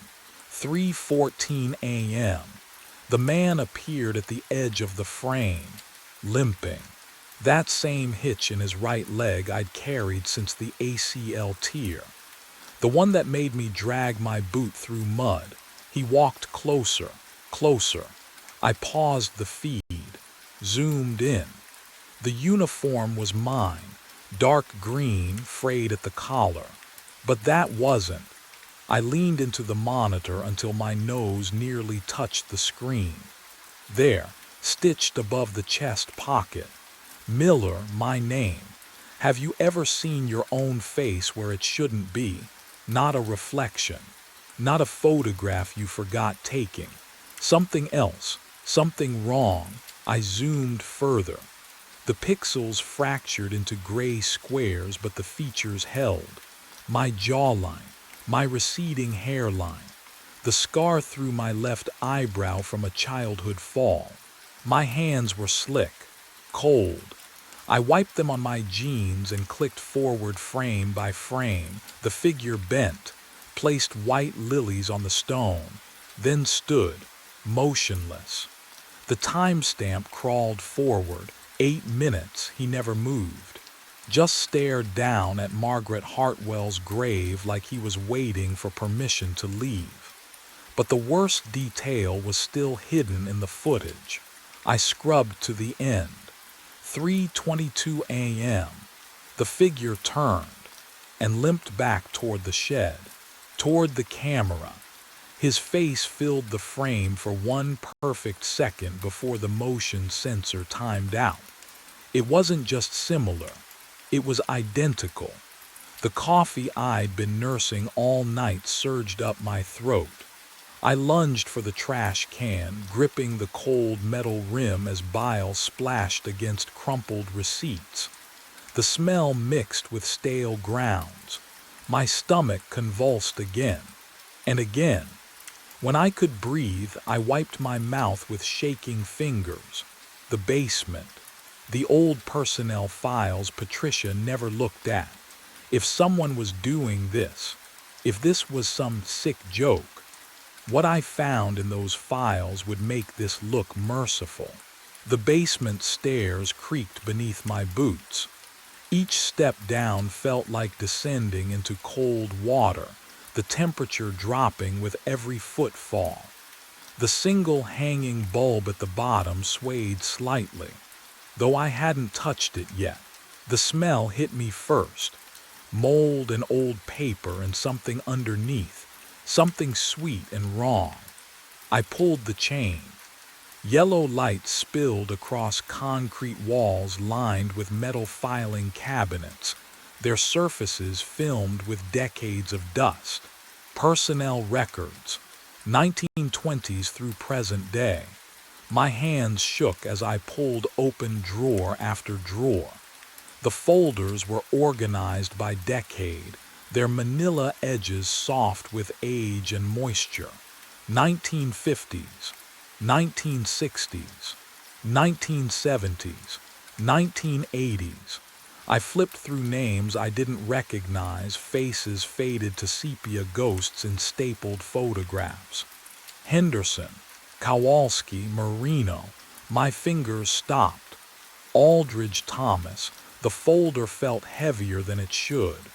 I carried it to the rickety card table beneath the bulb and opened it with hands that no longer felt like mine. Employment date, March 4th, 1986. Date of termination, October 19th, 1987. Reason for termination. The words blurred. I blinked. Read them again. Deceased. Found on premises. My throat closed. I turned the page. Incident report. Police notation. The handwriting was tight, efficient, bureaucratic. Body discovered 0300 hours by night patrol officer. Location, Section D, Row 12. Margaret Hartwell gravesite. Time of death estimated, 03:14 a.m. No signs of foul play. Cause of death, cardiac arrest.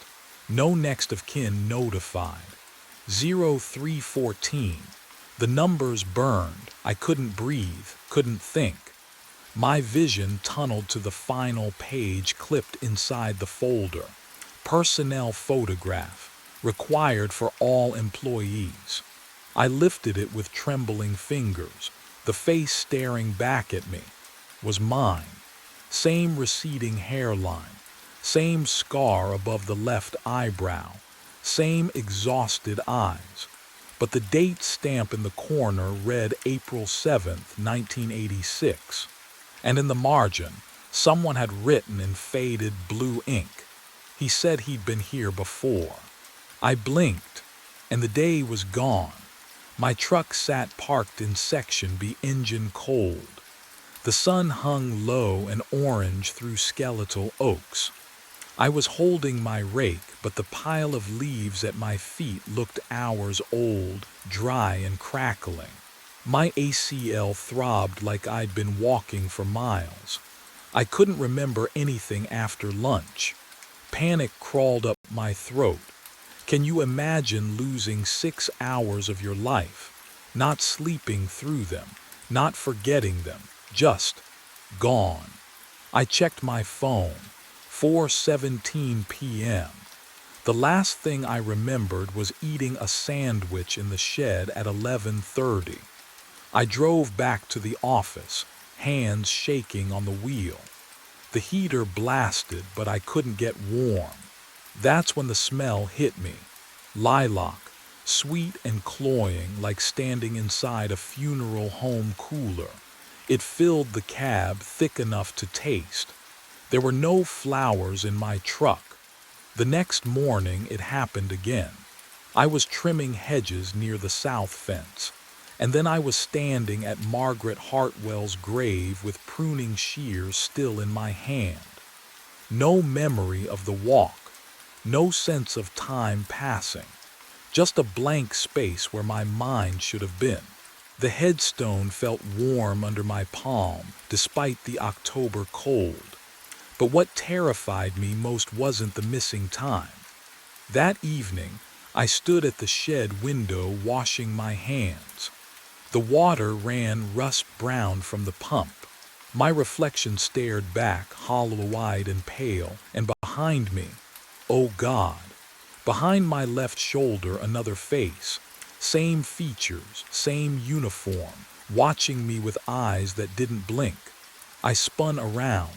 Empty shed, just tools and dust and silence. The lilac smell intensified until my eyes watered, and somewhere in the gathering dark, I heard footsteps that matched my limp. One heavy, one light, one heavy, one light, walking toward me through rows of graves I couldn't see. I spread the files across the shed floor. Thomas Aldridge's personnel record, my own, side by side in the dust. The dates matched, not similar, identical. Thomas tore his ACL in April 1986.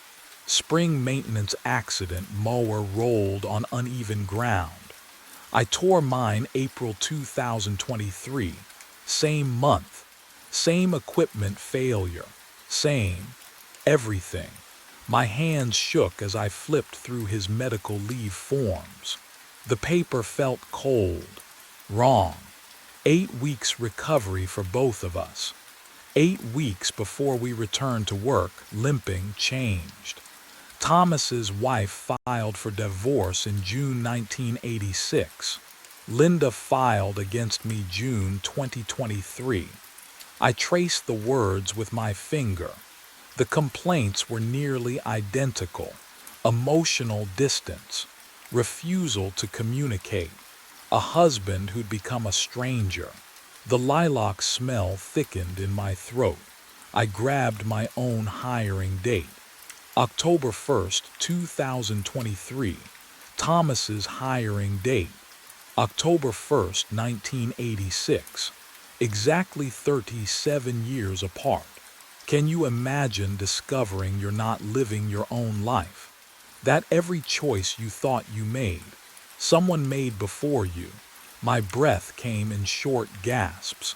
The shed walls pressed closer. I counted backwards from the dates. Thomas died November 4th, 1987. 1 year and 34 days after he started. I pulled out my phone. The screen glowed harsh in the darkness. November 3rd, 2024. Tomorrow, 1 year, 34 days. The pattern was perfect. Every injury, every loss, every lonely night in this cemetery. I wasn't replacing Thomas Aldridge. I was him, living his life again, step by step, moment by moment. Trapped in a loop I couldn't see until now. But the worst realization was still coming. I stumbled outside. The night air did nothing to clear my head. My boots, the same boots Thomas wore in that photo, crunched on gravel as I walked without thinking. My body knew where to go. Margaret Hartwell's grave. The headstone gleamed under moonlight. I dropped to my knees, pressed my palm against the marble. Warm, always warm. The heat crawled up my arm like something alive. "Why?" I whispered. The lilac scent wrapped around me, suffocating, sweet. I tried to stand, to walk away. My legs wouldn't move. Not yet, not paralyzed, just waiting, like they knew something I didn't. Like they'd done this before and would do it again.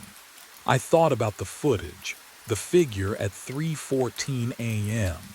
Same limp, same face. That was me tomorrow night, or tonight. Time didn't work right here anymore. The compulsion started as a whisper in my skull. You have to come back. I shook my head, fought it. My ACL throbbed with phantom pain. You have to bring the flowers. No. The word barely escaped my lips. The whisper became a command. Undeniable, absolute. Tonight, 3:14 a.m., you will walk to this grave. I wanted to run, to drive away and never return. To call Patricia, call Linda, call anyone who might pull me out of this nightmare. But my truck keys felt heavy in my pocket, too heavy to lift. My limbs belonged to something else now, something that had been guiding me for months, positioning me, preparing me. The loop was closing, and I couldn't fight what was already written. Because tomorrow night, no, tonight, in just a few hours, I would become the figure on that camera. I would bring the lilies. I would stand at this grave for exactly 8 minutes. And what happened after those 8 minutes? That was the part Thomas's file didn't say. My legs carry me forward without permission. Left foot, right foot. The limp I know by heart, playing out like muscle memory that belongs to someone else. White lilies press cold against my palm. I didn't buy them. Can't remember picking them up, but here they are, real as the gravel crunching beneath my boots. The October air tastes metallic. Wrong. 3:13 a.m. I checked my truck's dashboard before my body pulled me out. But that clock runs 8 minutes fast, always has, which means, oh, I'm late. Section D spreads before me in shadow. The oaks overhead don't move. No wind, just silence thick enough to choke on. My ACL throbs with each step, but I can't stop. Won't stop. Something else steers now. Then I see him, standing at Margaret Hartwell's grave. Same uniform, same posture, same my breath catches. He turns. It's my face staring back at me. Every line, every scar from the divorce I don't talk about. The exhaustion I see each morning in the shed's dusty mirror. All of it, reflected in a man who shouldn't exist. We stand 3 feet apart. The smell of lilac rises between us, cloying and sweet, though no flowers bloom in October. It coats my throat, makes me want to gag. His lips move. My voice comes out. You are 8 minutes late. The words land like a punch. I try to speak. Can't, my tongue won't obey. He steps closer. Close enough I can see he doesn't blink, doesn't breathe. You know what happens now, he says, still my voice. Still that calm, dead tone, and the terrible thing is, I do. But what he whispered next made me understand why Thomas Aldridge never left this place. I step forward, and Thomas steps back. No, not back. Into. The lilies fall from my hand. The smell of lilac erupts around us, suffocating, sweet as rot. His cold fingers brush mine, my own fingers, and the touch burns like frostbite. My ACL throbs, his throbs, same leg, same scar, same everything. 8 minutes, he whispers. Always 8 minutes. The grave beneath our feet pulses warmth through my boots. 3:14 plus 8 equals 3:22. The dashboard clock in my truck, always 8 minutes fast. The engine still running somewhere behind me in the dark. I can hear it idling, faint and distant like a heartbeat fading. We are merging. Can you imagine what that feels like? His memories pour into mine, standing at this grave in 1987, finding flowers he didn't leave, installing his own camera, discovering his own face in files. The loop doesn't repeat, it layers. Thomas never left because I am Thomas, and someone before him, and someone before that. But what happened at 3:22 was worse than I'd imagined. The warmth from the stone spreads up through my legs into my chest. My vision blurs. Thomas's face, my face, fades like fog burning off at sunrise. I try to scream. No sound comes. The cemetery swallows me whole. Dawn breaks cold and gray. The new groundskeeper parks his truck near Section D, coffee steaming in his hand. He limps slightly, bad knee from years ago, as he begins his first morning rounds at Oak Ridge. Margaret Hartwell's grave wears fresh white lilies. No footprints in the frost. In the shed, he'll find personnel files later. 2 photographs paper-clipped inside. Thomas Aldridge, 1987. Ethan Miller, last week. Identical faces staring back. Both gone at 3:22 a.m. On the screen, I never came back out. I rewound it 3 times. Same result. The grainy black and white footage showed me walking toward the storage room door at 4:33 a.m. My hand reached for the handle. The fluorescent lights above flickered once, and I stepped inside. The timestamp continued. 4:34, 4:35, 4:36. The door never opened again, but I'm standing here right now. My fingers pressed pause. The pharmacy hummed around me, refrigerators cycling, fluorescent tubes buzzing their constant static lullaby. I could smell the sharp bite of antiseptic cleaner mixed with something older, stale, like decades of night shifts trapped in linoleum.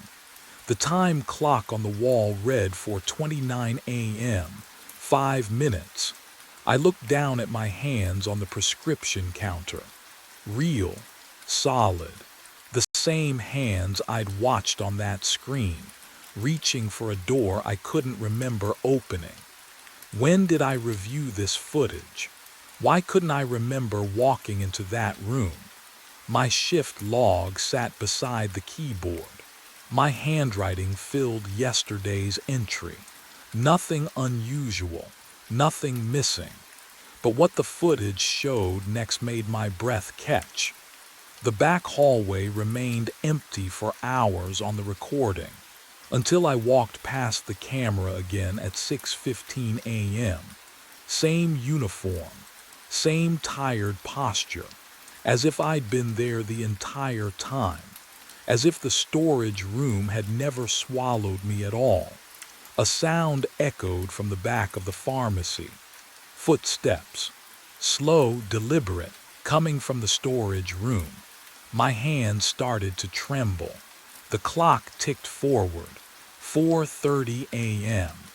I could feel the seconds pulling me toward something I didn't understand, toward a door I'd already walked through, toward a room where I'd never come back, and whatever was making those footsteps was already inside.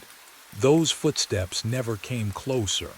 My mind raced back to 2 weeks earlier, when I first heard them, when everything started. The fluorescent lights hummed their endless song. 4:30 a.m.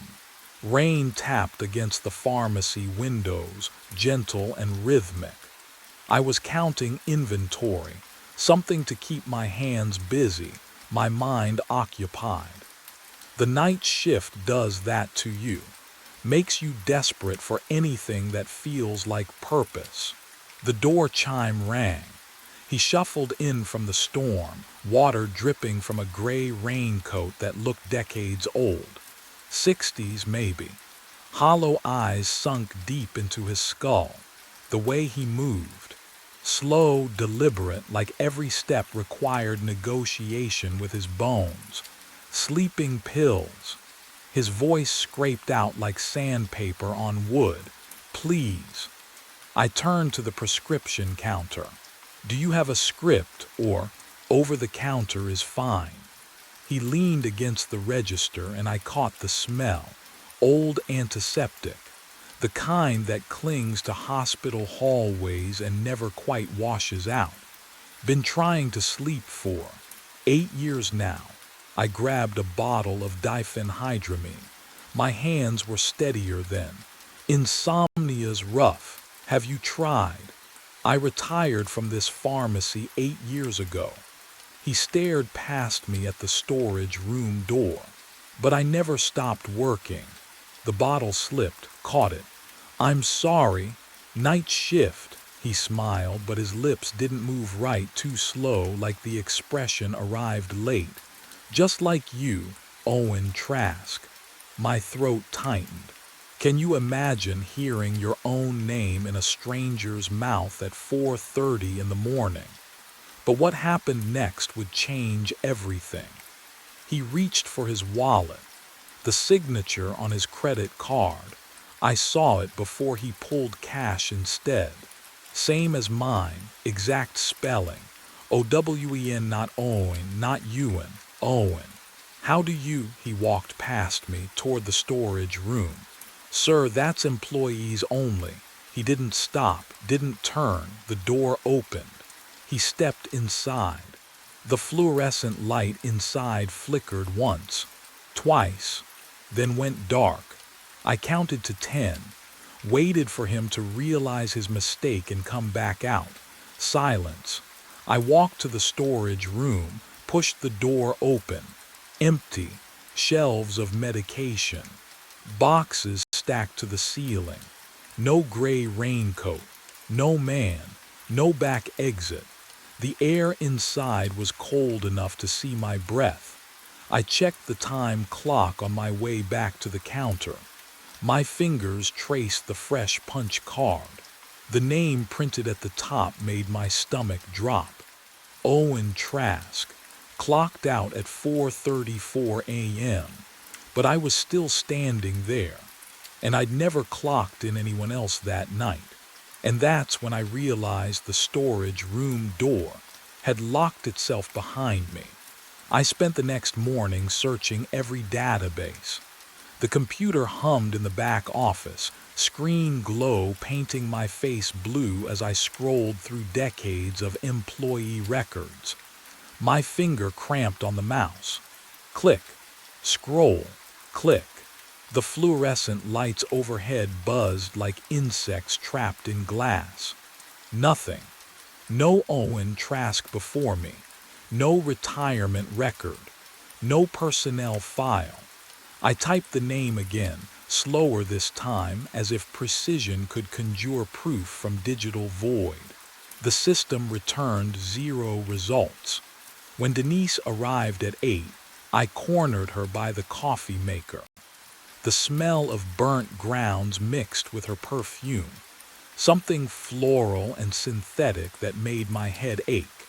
Did someone named Owen Trask work here before? I kept my voice steady. Maybe 8-10 years ago, she laughed, actually laughed. Owen, honey, you need sleep. Real sleep, not whatever you're doing. I'm serious. A man came in and, you're working too many doubles. She poured her coffee without looking at me. Take tomorrow off.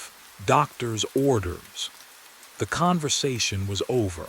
She walked away, heels clicking on linoleum, and I stood there wondering if I'd even spoken aloud.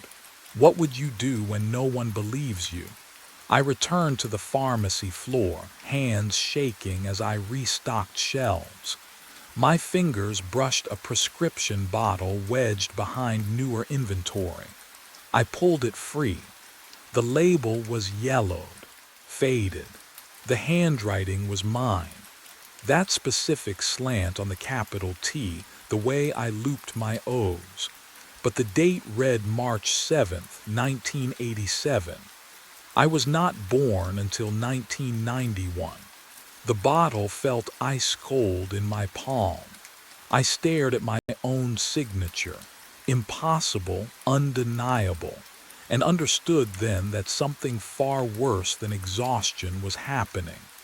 Someone had been writing my name decades before I existed, and whoever it was, they were still here. I kept the bottle hidden in my pocket for the rest of that shift. The weight of it pressed against my thigh, a constant reminder that something impossible had carved my name into history before I existed. The next night, Mr. Petrov shuffled in at 4:03 a.m. for his insomnia medication. Same as always, but when I handed him the white paper bag, he smiled.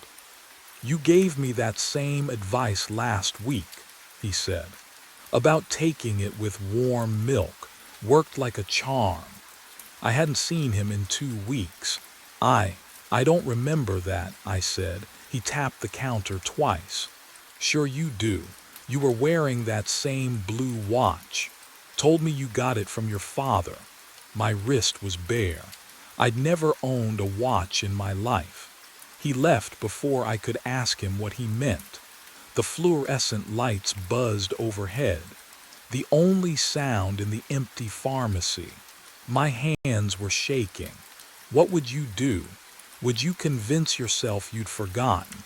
Or would you start digging? I dug. The time clock hung on the wall behind the prescription counter. I pulled the drawer beneath it, rifling through weeks of punch cards. The paper felt brittle and cold under my fingertips, and there it was. My card showed clock-ins on September 9th and September 12th. I was home both those nights. I remembered.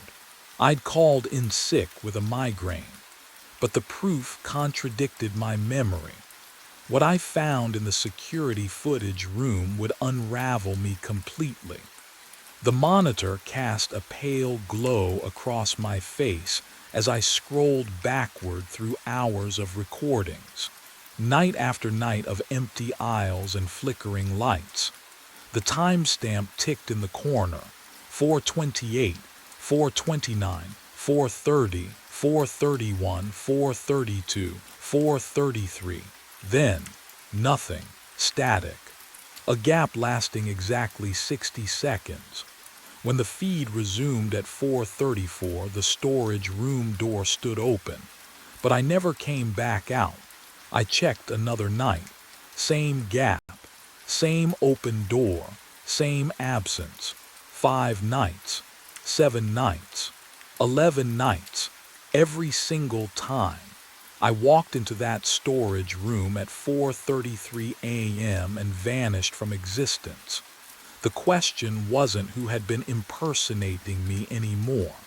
The question was, where had I been going? I needed answers the storage room might provide. The door swung open with a groan that echoed too long in the narrow space. Cold air hit my face, not the manufactured chill of the pharmacy's air conditioning, but something deeper, older, the kind of cold that settles in abandoned places. My breath misted in front of me as I stepped inside.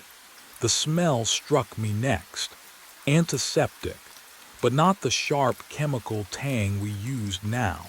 This was sweeter, heavier, like hospitals from decades ago. It clung to the back of my throat.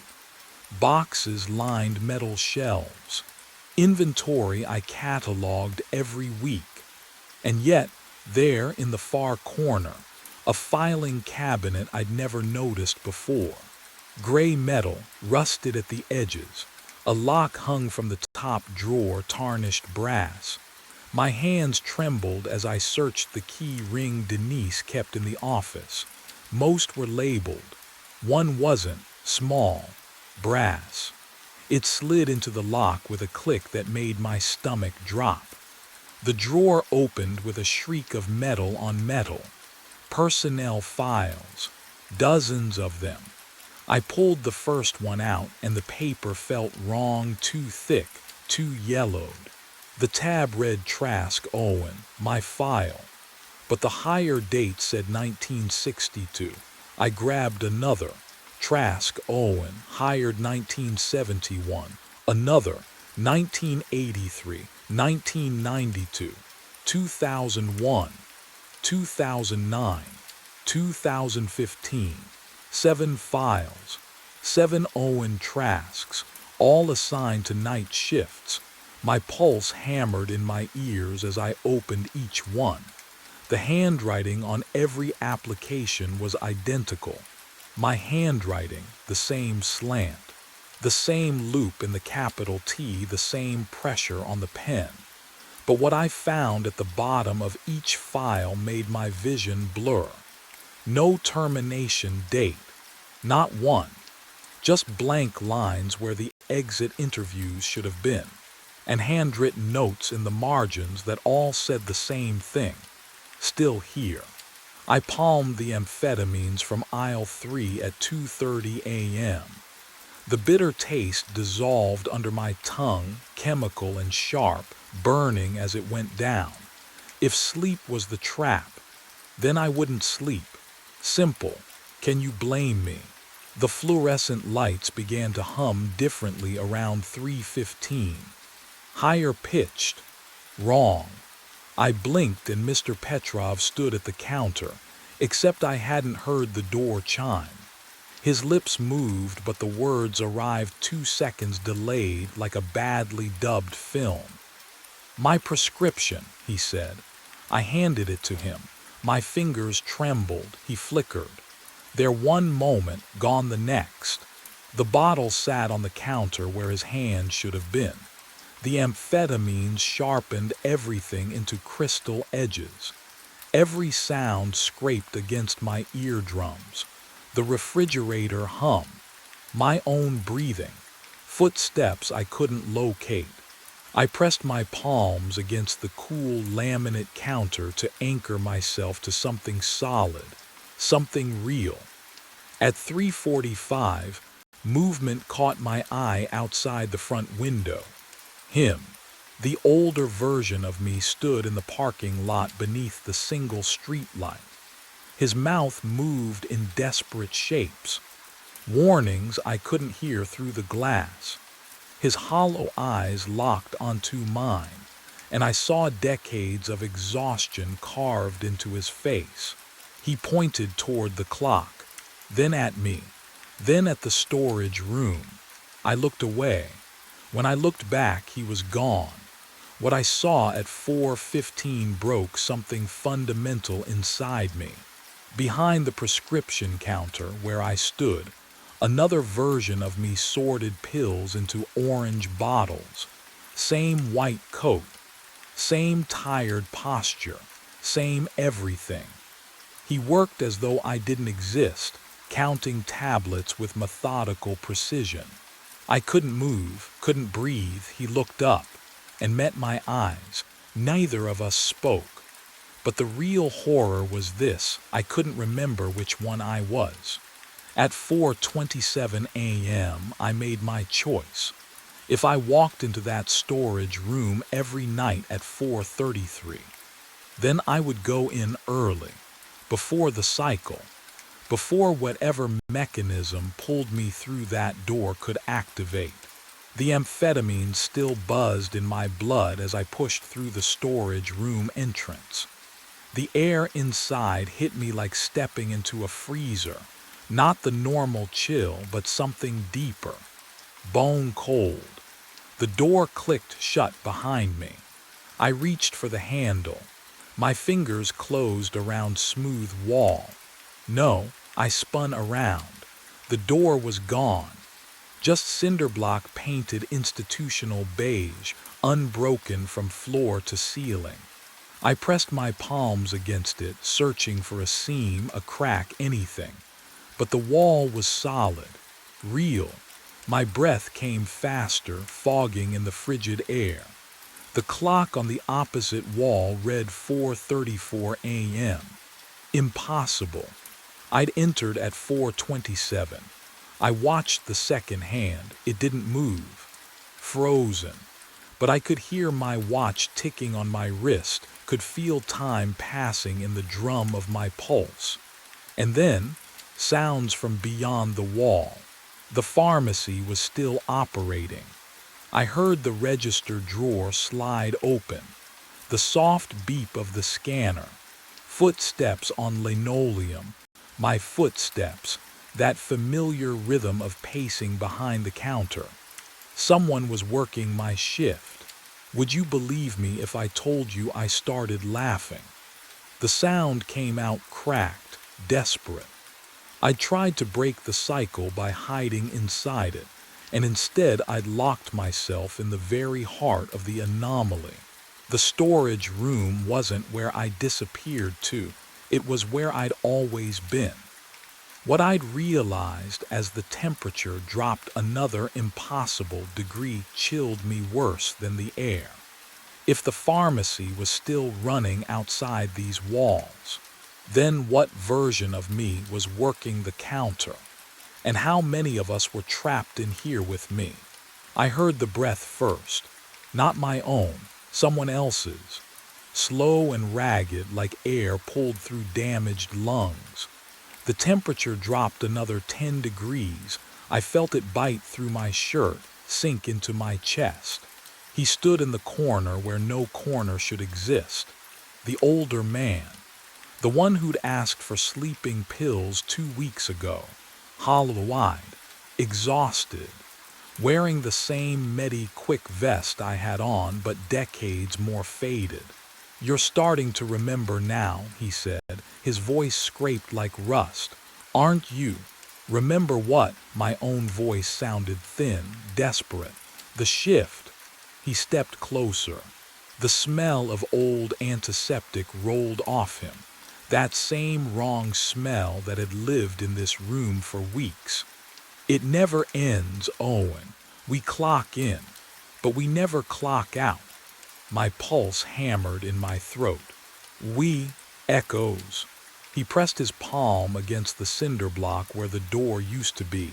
His hand left no warmth. All of us, the same person, trapped in the same infinite shift. I wanted to laugh, to scream. Can you imagine hearing that? That you're not even real anymore. That's insane. You died 8 years ago. His eyes locked onto mine, dead calm. Robbery, 4:34 a.m., right out there at the counter. The floor seemed to tilt beneath me. But what he said next made everything worse. The pharmacy absorbed you, he continued, pulled you in. You've been working ever since, forgetting every time the loop resets, forgetting you're already gone. He smiled, but there was no comfort in it, only resignation. Retirement doesn't exist for us. My knees buckled. I braced against the shelf, metal bit into my palm, cold and real. No, I'm alive. I drove here tonight. Did you? He tilted his head. Or do you just remember driving here? The question hung in the frozen air, and I realized I couldn't answer it.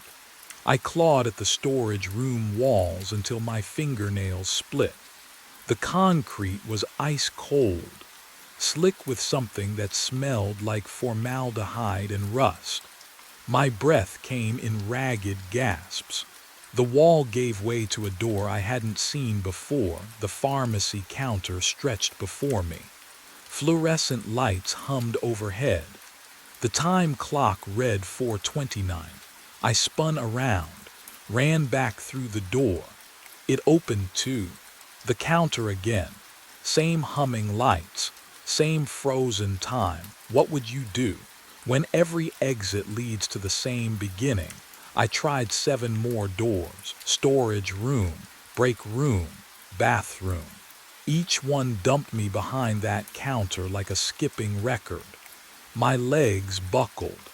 I crawled to the security monitor, hands shaking so badly I could barely press the rewind button.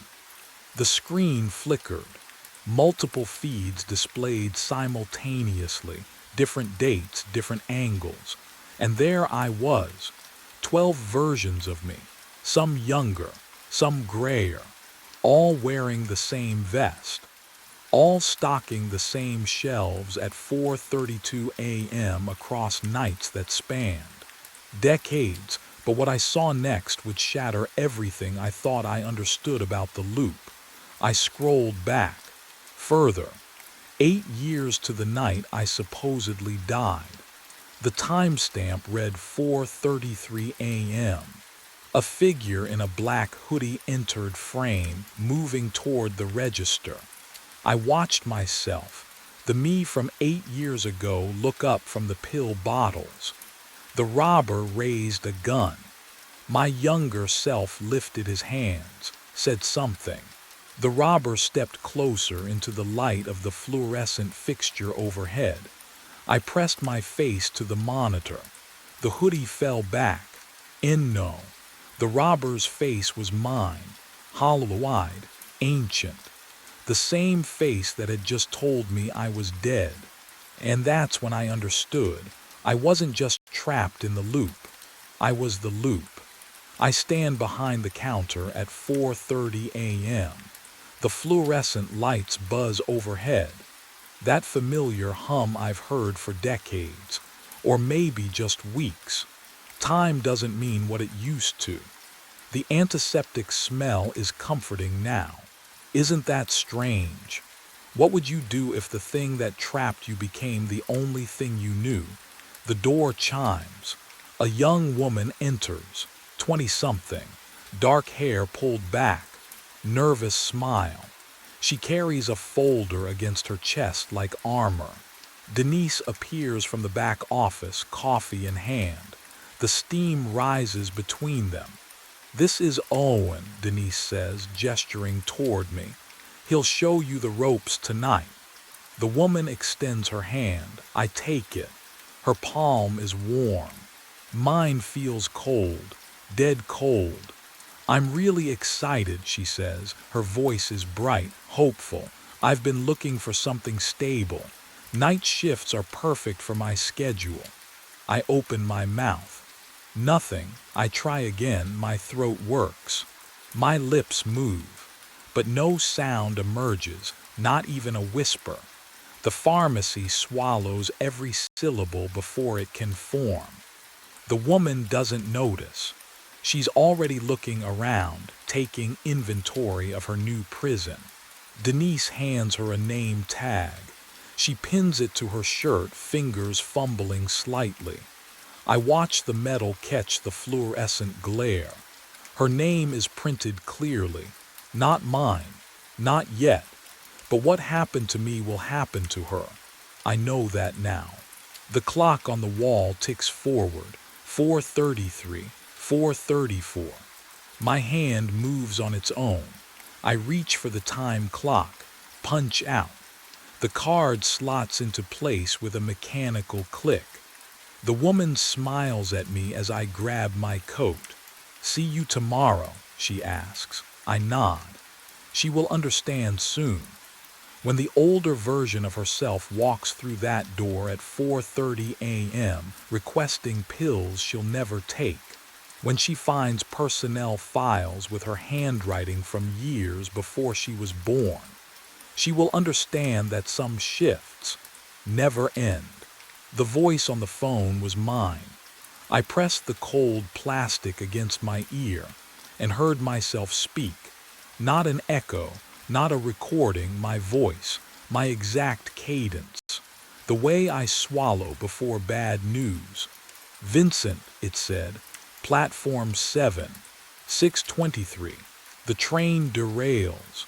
My hand trembled. The fluorescent lights above Platform 7 buzzed, casting everything in sickly yellow. I could smell the bleach from my last cleaning round, still wet on the concrete, mixed with something else. Something metallic I couldn't place. "Who is this?" "You know who this is." The line went dead. My radio crackled to life. Rachel's voice cut through the static, sharp and impatient. "Carver, you copy. I need debris cleared from Platform 7 before the morning train. You've got 4 minutes. 4 minutes until 6:23.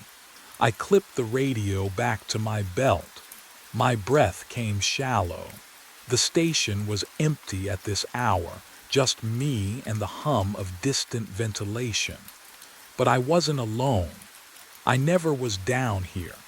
What I didn't know then was that this call would be the first of many. I walked toward Platform 7, my boots echoing in the maintenance tunnel. Each step felt heavier than the last. The emergency lighting cast long shadows that seemed to move wrong, delayed, like they were following something else. That's when I saw it. A phone lying on the platform edge, screen glowing, ringing. I stepped closer. The sound pierced the silence, shrill and insistent. I bent down. "Read the caller ID." It said me, and the timestamp showed 6:19 a.m., exactly now. But the call had come in 4 minutes ago. My mind raced back to 5 nights earlier, when I first found it. 3 in the morning, Platform 7. The fluorescent lights buzzed overhead like dying insects, casting everything in that sickly yellow glow that made even my own hands look corpse-pale. Cold down there, always cold even though it was June. I dragged my mop across the concrete, the bleach smell sharp in my nostrils, burning the back of my throat. That's when I saw it. A phone, just lying there on the platform edge. I set the mop against the wall, picked it up. The screen was still bright, fully charged. My thumb hovered over the power button, but the display lit up on its own. One missed call. Caller ID, ME. I blinked, squinted at the timestamp. 9:14 a.m., 6 hours ahead. Some drunk passenger must have messed with the settings before dropping it. That's what I told myself. That's what made sense. But here's what didn't make sense. What I didn't tell anyone. The phone was warm. Not room temperature. Warm. Like someone had just been holding it. The platform was empty. Had been empty for an hour. I turned it in to Brian at Lost and Found that morning, made some joke about passengers who couldn't hold their liquor. He tossed it in a cardboard box without even logging it, sloppy as always. I went home, slept, came back the next night. 3 a.m., platform 7, I started my sweep. And there it was again. Same phone, same spot. Same impossible glow in the darkness. I stopped breathing. The mop clattered to the floor, the sound echoing down the empty tunnel like a gunshot. Because this time I noticed something else. The missed call timestamp had changed, and what it showed made my blood run cold. I spent my lunch break in the archive room. The basement smelled like mildew and forgotten paperwork. Fluorescent lights hummed overhead, flickering every few seconds. I pulled the Platform 7 incident reports going back 40 years. My hands shook as I turned pages. The paper felt brittle, cold. 3 derailments, all on Platform 7. October 5, 1984. 6:23 a.m. Track debris. June 12, 2002. 6:23 a.m. Track debris. March 9, 2015.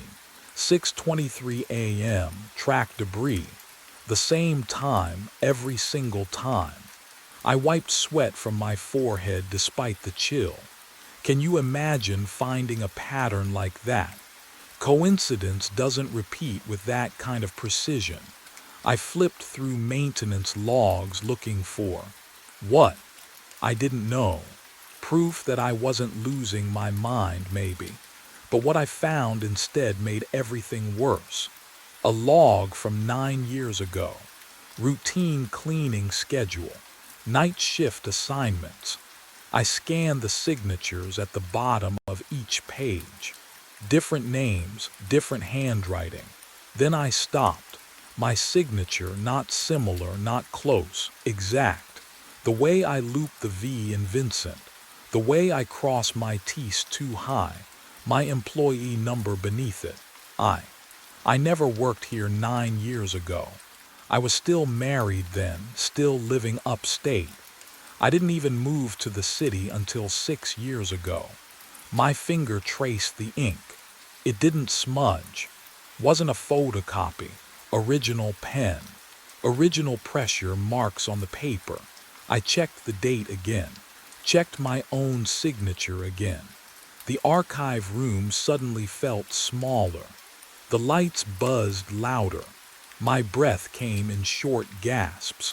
If I signed that log 9 years ago, then where was I? And what else had I forgotten? I called in sick for the first time in 3 years. Rachel's voice on the phone was sharp, skeptical. "You sound fine to me, Carver." "Stomach thing," I lied, staring at my reflection in the bathroom mirror. The fluorescent bulb overhead flickered once, twice. "I can't make it tonight," she sighed. "Fine, but I need documentation if this becomes a pattern. A pattern, if only she knew. I locked every door in my apartment, checked the windows, drew the blinds. At midnight, I sat on my couch with the lights on, watching infomercials with the volume turned up. The normalcy felt like a lifeline. People selling cookware, people buying things they didn't need. A world where time moved forward. At 2 a.m., the lights flickered. Not like before. This was different, slower, deliberate. The bulbs dimmed to amber, then surged back to white. The hum of electricity became a pulse. I stood, heart hammering against my ribs. The subway rumble started beneath my feet. Have you ever felt something that shouldn't exist? A vibration traveling through 6 floors of concrete and steel, climbing up through the foundation, rattling the coffee mug on my table. My building isn't near the subway. The nearest line runs 4 blocks east. The rumble grew louder. My phone rang. I looked at the screen. Caller ID, ME. My thumb hovered over the red button. I could answer. I could ignore it. What would you do? The ringing filled my apartment, too loud, too sharp, each tone drilling into my skull like a warning I couldn't decode.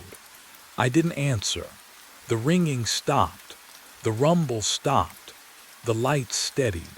Silence wrapped around me like cold water, and for one desperate moment I thought I'd won. I was wrong. At 3 a.m., I opened my eyes. Cold air bit my exposed skin.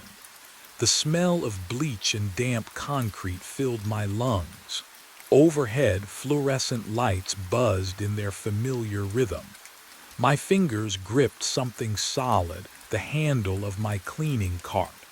I stood on platform 7, holding my supplies, my uniform still on, my shoes still laced. I had no memory of leaving home, but what I found in my pocket would make me wish I'd answered that call. My hand found it before my mind did. The phone, smooth glass against my palm, still warm, still charged. I pulled it from my pocket under the flickering lights of platform 7, and something inside me snapped. The custodial office was empty at 3:15 in the morning. I grabbed the hammer from the tool cabinet, laid the phone on the concrete floor, raised the hammer high. The first strike sent cracks spiderwebbing across the screen. The sound echoed off metal lockers, sharp, final. I hit it again, again. Glass shattered into glittering pieces. The battery split open with a chemical smell that burned my nostrils. I kept swinging until my shoulder ached, until the phone was nothing but fragments and twisted metal and circuit board dust. Have you ever been so desperate you destroy the one thing that might give you answers? I scooped the pieces into a trash bag, walked to the compactor behind the maintenance room. The machine groaned as it swallowed the bag. I watched through the small window as the crusher descended, metal grinding against metal, a sound like bones breaking. The bag compressed into a flat, unrecognizable disc. I exhaled for what felt like the first time in hours. The rest of my shift passed in a haze of normalcy I hadn't felt in days. I mopped platform 4, restocked paper towels in the restrooms. Rachel's voice crackled over the radio at 5:30, asking about supply inventory. I answered with steady words, professional, grounded. At 6 a.m., I did my final sweep of platform 7, but what I found there would prove that some things refused to stay broken. The phone sat on the bench, same spot as always. Screen intact, not a scratch. I picked it up with trembling fingers. Cold, impossibly cold, like it had been in a freezer, not freshly charged. I turned it over. One missed call. Caller ID, ME. The timestamp had changed. It no longer read 6 hours ahead. It read 6:23 tomorrow. I stood there, staring at the phone in my hand. The timestamp glowed. 6:23 tomorrow, not 6 hours ahead anymore. You look different. The voice came from behind me, rough, like gravel scraped over concrete. I spun around. The homeless man stood 5 feet away. Jerry, I think someone had called him once. He smelled like old newspapers and rain-soaked wool. Different haircut, he said. His eyes didn't blink. But same face. Same name tag. My throat tightened. I don't. Vincent Carver. He pronounced each syllable carefully like he'd practiced. I remember you. The platform felt colder. Have you ever had someone look at you like they've seen your ghost? That's how Jerry stared. Not at me, through me. You don't know me, I said. I do. He stepped closer. His breath came in short, wheezing bursts. Seen you die 4 times now, always here. Always platform 7. He pointed one yellowed fingernail at the ground beneath our feet. Always at 6:23. My pulse hammered in my ears. The phone grew heavy in my palm.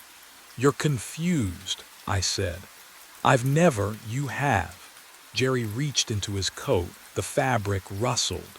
He pulled out a notebook, small, spiral-bound, the cover warped from moisture. He opened it with trembling hands. The pages were filled with dates, hundreds of them, all handwritten in cramped, desperate letters, all circled in red ink. But what I saw next made my knees buckle. Every single date was the same month, the same day, the same year, today's date. And beside each one in Jerry's shaking scrawl were 2 words repeated over and over. He died. He died. He died. How many times? Jerry's voice cracked. How many times are you going to let it happen? I could change it. If I couldn't escape the loop, maybe I could break it from the inside. The maintenance tunnels smelled like rust and old grease as I descended the access ladder near platform 7. My flashlight beam cut through the darkness, finding the track switch mechanism. A metal box bolted to the tunnel wall, wires snaking into the concrete like veins. I yanked the manual override lever. Hard. The metal groaned, then clicked. The switch indicator light shifted from green to amber. Platform 7 was now disconnected from the 6:23 train route. Back in the custodial office, I filled out Form 412B with trembling hands. Track obstruction, structural concerns, recommend reroute until inspection complete. I checked every box that would force a delay. At 4:47 a.m., I radioed Rachel. Carver to supervisor. I need to file an emergency maintenance report. Her response came through laced with static. This better be legitimate, Vincent. Platform 7. Track switch shows signs of metal fatigue. Could be dangerous. Silence. Then, fine. I'll reschedule the 6:23 to 7 a.m. You're doing the inspection yourself tomorrow. I exhaled. For the first time in days, my chest didn't feel like it was being crushed. But the relief wouldn't last long. At 6:22 a.m., I stood on platform 4 watching the clock. 1 minute until the moment I always died. The station felt too quiet, too still. Then I heard it, a sharp metallic click echoing from the tunnels below. The same sound the track switch had made when I pulled it, only in reverse. My radio crackled to life. Rachel's voice, cold, mechanical, wrong somehow. Carver, I need you to clear debris from platform 7 before the 6:23 arrives. I looked at my watch. The schedule had changed back, and I realized something far worse than dying. I'd been trying to stop this before. The floor tilts beneath me. I blink, and I am standing on platform 4, mop in hand, squeezing dirty water into the bucket. The fluorescent lights hum their usual rhythm, but I am also still on platform 7, watching myself on platform 4, both places at once. My hands shake, both sets of them. The station stretches like taffy pulled too far. Platform 4 bleeds into platform 7. The walls curve wrong. The distance between them collapses and expands with each breath I take. Can you imagine feeling yourself exist in two places? Watching your own back while also being that person who doesn't know he's watched. I see myself walking toward the lost and found room. Yesterday, or last week, time has lost its edges. Brian takes the phone from my hand. I watch it happen. I am handing it to him. His bored expression, the way he tosses it into a cardboard box without looking. But what I witnessed next shattered everything I thought I understood about the loop. I am answering the phone now. On platform 7, my own voice crackling through the speaker, warning about the derailment. I watch my face go pale. I feel my face go pale, the same moment, different nights, all nights. The smell hits me, burning metal, acrid and sharp, coating my throat. The derailment, I hear it screeching. Twisting steel, screams that echo from nowhere and everywhere. The sound doesn't come from ahead of me. It comes from inside the walls, from beneath the tiles, from yesterday and tomorrow. It has already happened. It is always happening. The phone rings in my pocket. I never picked it up. It is there anyway. The station shudders. Every loop plays at once, stacked on top of each other like transparencies held to light. And then I see what Jerry meant when he said he watched me die. Reality snapped back. One point in time, one body, 6:22 a.m., platform 7.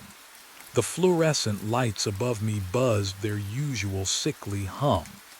Cold air pressed against my face, carrying the metallic taste of brake dust and old rust. My boots stood rooted to cracked tile. I was here, just here, not fragmented across platforms or looping through memories. Solid, present. The phone buzzed in my right pocket. I froze. My hand had been empty seconds ago, minutes ago. I couldn't remember picking it up. I never picked it up. The weight pressed against my thigh anyway, vibrating in steady pulses. Ring, ring, ring. Through the tunnel ahead, a distant rumble grew louder. The 6:23 Express. I felt it through the soles of my feet, that familiar tremor climbing up my legs, rattling my spine. Rachel's voice exploded from my radio. Vincent, debris on 7. Clear it now or we delay the whole goddamn morning rush. Static crackled. Her words distorted, repeated. Clear it now, clear it now. The debris sat 15 feet ahead. Metal brackets, coiled wire, the same pile I'd seen for. How many loops? How many times had I walked toward it, bent down, cleared it away? But I didn't know which choice would break the cycle. The train's headlight appeared in the tunnel mouth, a white eye growing brighter. The rails began to sing, that high-pitched metal whine building toward 6:23. 1 minute, 60 seconds. 3 paths stretched before me like branches splitting. I could board the train, throw myself into its path or through its doors, force something different. I could clear the debris, Do my job, follow protocol, let the loop continue. Or I could run, leave the phone behind, abandon the platform, escape whatever held me here. What would you do, knowing every choice might seal you into this moment forever? The phone kept ringing. My own voice waited on the other end, warning me, or lying to me. I didn't know anymore which version of myself to trust. The train was 30 seconds away. The platform trembled. Rachel's static voice repeated clearance demands. My hand hovered near my pocket, near the debris, near the stairwell leading up and out. And that's when I realized the truth. Whatever choice I made at 6:23 had already been made, was always being made, would never stop being made. I reached forward. I pulled the phone from my pocket. The screen glowed against the darkness. The train's headlights swept around the curve, closer now. I could hear the wheels screaming against the rails. I dropped it. The phone clattered onto the tracks, lay there. Still ringing, I stepped back. 6:23. The train hit the phone dead center. A burst of white sparks exploded outward, so bright I had to shield my eyes. The smell of burning electronics filled the platform. Acrid, chemical, wrong. The train wheels shrieked. Metal grinding metal. My chest tightened. Waited for the derailment. Waited for the sound of cars folding like paper. But the train passed safely. The tail lights disappeared into the tunnel. Silence rushed back in. Cold air settled on my skin. I exhaled. Didn't even realize I'd been holding my breath. Rachel's voice crackled on the radio. "Carver, morning shift's here, you're clear." My shift ended. I went home, slept for the first time in days. Dreamless, heavy. When I woke, sunlight streamed through my apartment window. Real sunlight. I made coffee, watched the clock, felt normal, but what I didn't know then would change everything. The next night I returned to work, midnight shift. Same routine, same platforms. I told myself it was over, that dropping the phone had broken something, fixed something. At 3 a.m. I walked past platform 7 during my sweep. A phone sat on the bench. I stopped, stared at it. Fully charged, screen glowing in the dim fluorescent light. I picked it up with trembling fingers. One missed call. Caller ID, ME. The timestamp read 6:23 a.m. today, 6 hours from now. The cycle hadn't ended. It had never ended. What would you do, knowing every choice leads back here? Knowing you'll stand on this platform forever, holding this phone, watching that train approach. I pressed the phone to my ear. It was already ringing. The waveform breathes when the booth is empty. I stand with my forehead pressed against the cold glass of booth C, watching the laptop screen glow in the darkness. 3 a.m. The peaks and valleys rise and fall in steady rhythm. Inhale, exhale, inhale. But there is no one inside. No microphone. No equipment running. Just that laptop sitting open on the floor, recording something I cannot see. My hand trembles as I press my palm flat against the glass. The waveform spikes, sharp, immediate.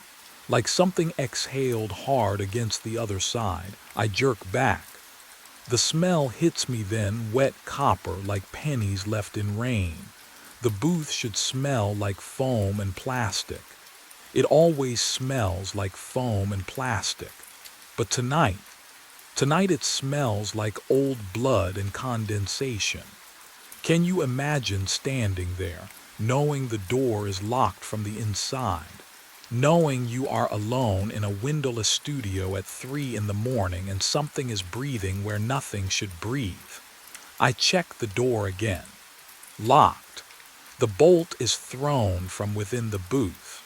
I watched the handle turn on its own 20 minutes ago. Watched it slide into place with a soft click that echoed through the empty mixing room. My throat tightens. I have been a sound engineer for 10 years. I know waveforms. I know silence. I know the difference between ambient noise and this. The laptop screen flickers. The waveform steadies into a new pattern. It is not random anymore. It is forming peaks at exact intervals, deliberate, controlled. And then I see it. The pattern spells something in the peaks and valleys, something I recognize from years of editing dialogue. It is spelling my name. But what I did not know yet was that it had been spelling names for decades. 4 weeks earlier, the job felt like a gift. Frank Delaney hired me on the spot. Overnight mixing shifts at Blackwood Audio Studios, 10 p.m. to 6 a.m., double rate. I needed the work, my landlord needed the rent, and the studio smelled like coffee grounds and old carpet, familiar and safe. The fluorescent lights hummed a steady 50 hertz tone. I could tune that out. My first night, I loaded a folk track into Pro Tools. Acoustic guitar, breathy female vocals, clean session. I adjusted the compression, added reverb, let the faders settle where they belonged. At 3 minutes and 33 seconds in, I heard it. A whisper, underneath the vocal line. Faint, almost not there. But I'd been mixing for 12 years. I knew every frequency, every harmonic. This didn't belong. I isolated the vocal track, played it back. Nothing. I checked the raw file. Silence where the whisper had been. But when I rendered the full mix again, there it was. A voice beneath the singer's breath, threading through the low mids like smoke. What it said made my hands go still on the faders. Alex. My name. Can you imagine hearing your own name in a file you didn't record? I replayed it 6 times, headphones pressed tight against my ears until the foam made them sweat. Same result, same timestamp, 3:33 every time, but the raw tracks were clean. I'd stake my career on it. Therefore, the whisper only existed after I touched the mix. I told myself it was interference, radio bleed, a fluke. Then I mixed the second track. Different artist, different session, recorded months apart. I dragged the playhead forward, watching the time code. 3:32, 3:33, there. Louder this time, clearer, Alex, James Mercer. My full name. All 3 words. Spoken in a voice that sounded like wet paper tearing. The studio felt colder suddenly, or maybe I just noticed the cold for the first time. The air conditioning vent above booth C rattled, metal on metal. Outside the mixing room window, the hallway stretched dark and empty. No one else worked past midnight. Frank had mentioned that during my interview almost as an afterthought. You'll have the place to yourself. I thought that sounded perfect. Now the silence pressed against the soundproofing like something waiting. I checked the raw files again. Nothing. Checked the plugins, the routing, the input chains. Everything clean. But the render kept whispering my name at 3:33 like clockwork, like it knew exactly when I'd be listening. Why that timestamp? Why my full name, middle name included, when my contract only listed Alex Mercer? And that's when I realized Whatever was speaking hadn't learned my name from any file I could see. I came in early the next evening, desperate for daylight conversation. The smell of burnt coffee and stale air hit me before I even reached the mixing room. Two engineers hunched over a tracking session, laughing at something on a phone screen. Hey, question, my voice sounded hoarse. You guys ever hear anomalies in the mixes? The taller one, Jason, I think, glanced up, barely interested. Like what? Check your ground loops. No, not like whispers. At specific timestamps. They exchanged a look, the kind of look that made my stomach tighten. Dude, you're working overnights. Jason grinned. You know how that messes with your head. Get some sleep. The other engineer already had his headphones back on. I tried Frank next. Found him in his office, door half open, sorting invoices under flickering fluorescent light. The hum was louder in there, constant, almost vibrating through my teeth. Frank, I need to ask you something. He didn't look up. Make it quick. I'm hearing interference, voice artifacts in every mix. Always at 3 minutes 33 seconds. His pen stopped, just for a second. Then he resumed writing. Electrical interference, he said flatly. Old building, I'll call someone. But it says I'll call someone Alex. The way he said my name made my skin crawl. Have you ever been dismissed so completely you wondered if you'd imagine the whole thing? I walked back through the hallway, noticed the schedule pinned to the corkboard. Day shift, evening shift. Then, nothing. No names after 10 p.m. except mine. I was the only one here overnight. 10 p.m. to 6 a.m. Alone in this windowless maze. Just me and the humming lights and the stale air that never moved. But what I didn't know yet was why no one else would take the night shift anymore, and what they'd all heard before they refused. I needed proof I wasn't losing my mind. The security camera clicked onto the tripod behind my chair, lens aimed at my face and the mixing desk. I angled it carefully, making sure the microphone stayed in frame. My hands trembled as I tightened the mount. The fluorescent lights overhead hummed their constant electric drone, and the stale air tasted metallic on my tongue. I pressed record at 10:47 p.m. The mix session felt endless. Every minute crawled. I kept glancing at the camera's tiny red light, knowing it watched me, knowing I'd see the truth later. At 3 minutes 33 seconds into the track, I held my breath, listening for the whisper beneath the vocals. There it was, faint, cold, saying my full name, Alex James Mercer. I felt nothing. No urge to speak. No movement I wasn't controlling. But what the playback showed made my stomach drop through the floor. I watched myself on the laptop screen at 11:32 p.m. There I was, hunched over the desk, adjusting levels. The timestamp hit 3:33.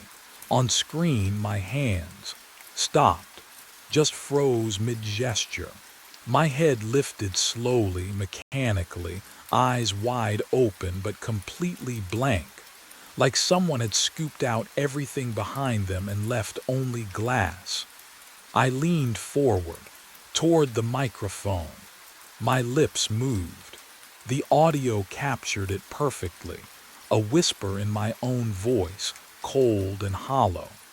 Alex James Mercer. Have you ever watched yourself do something you have zero memory of doing?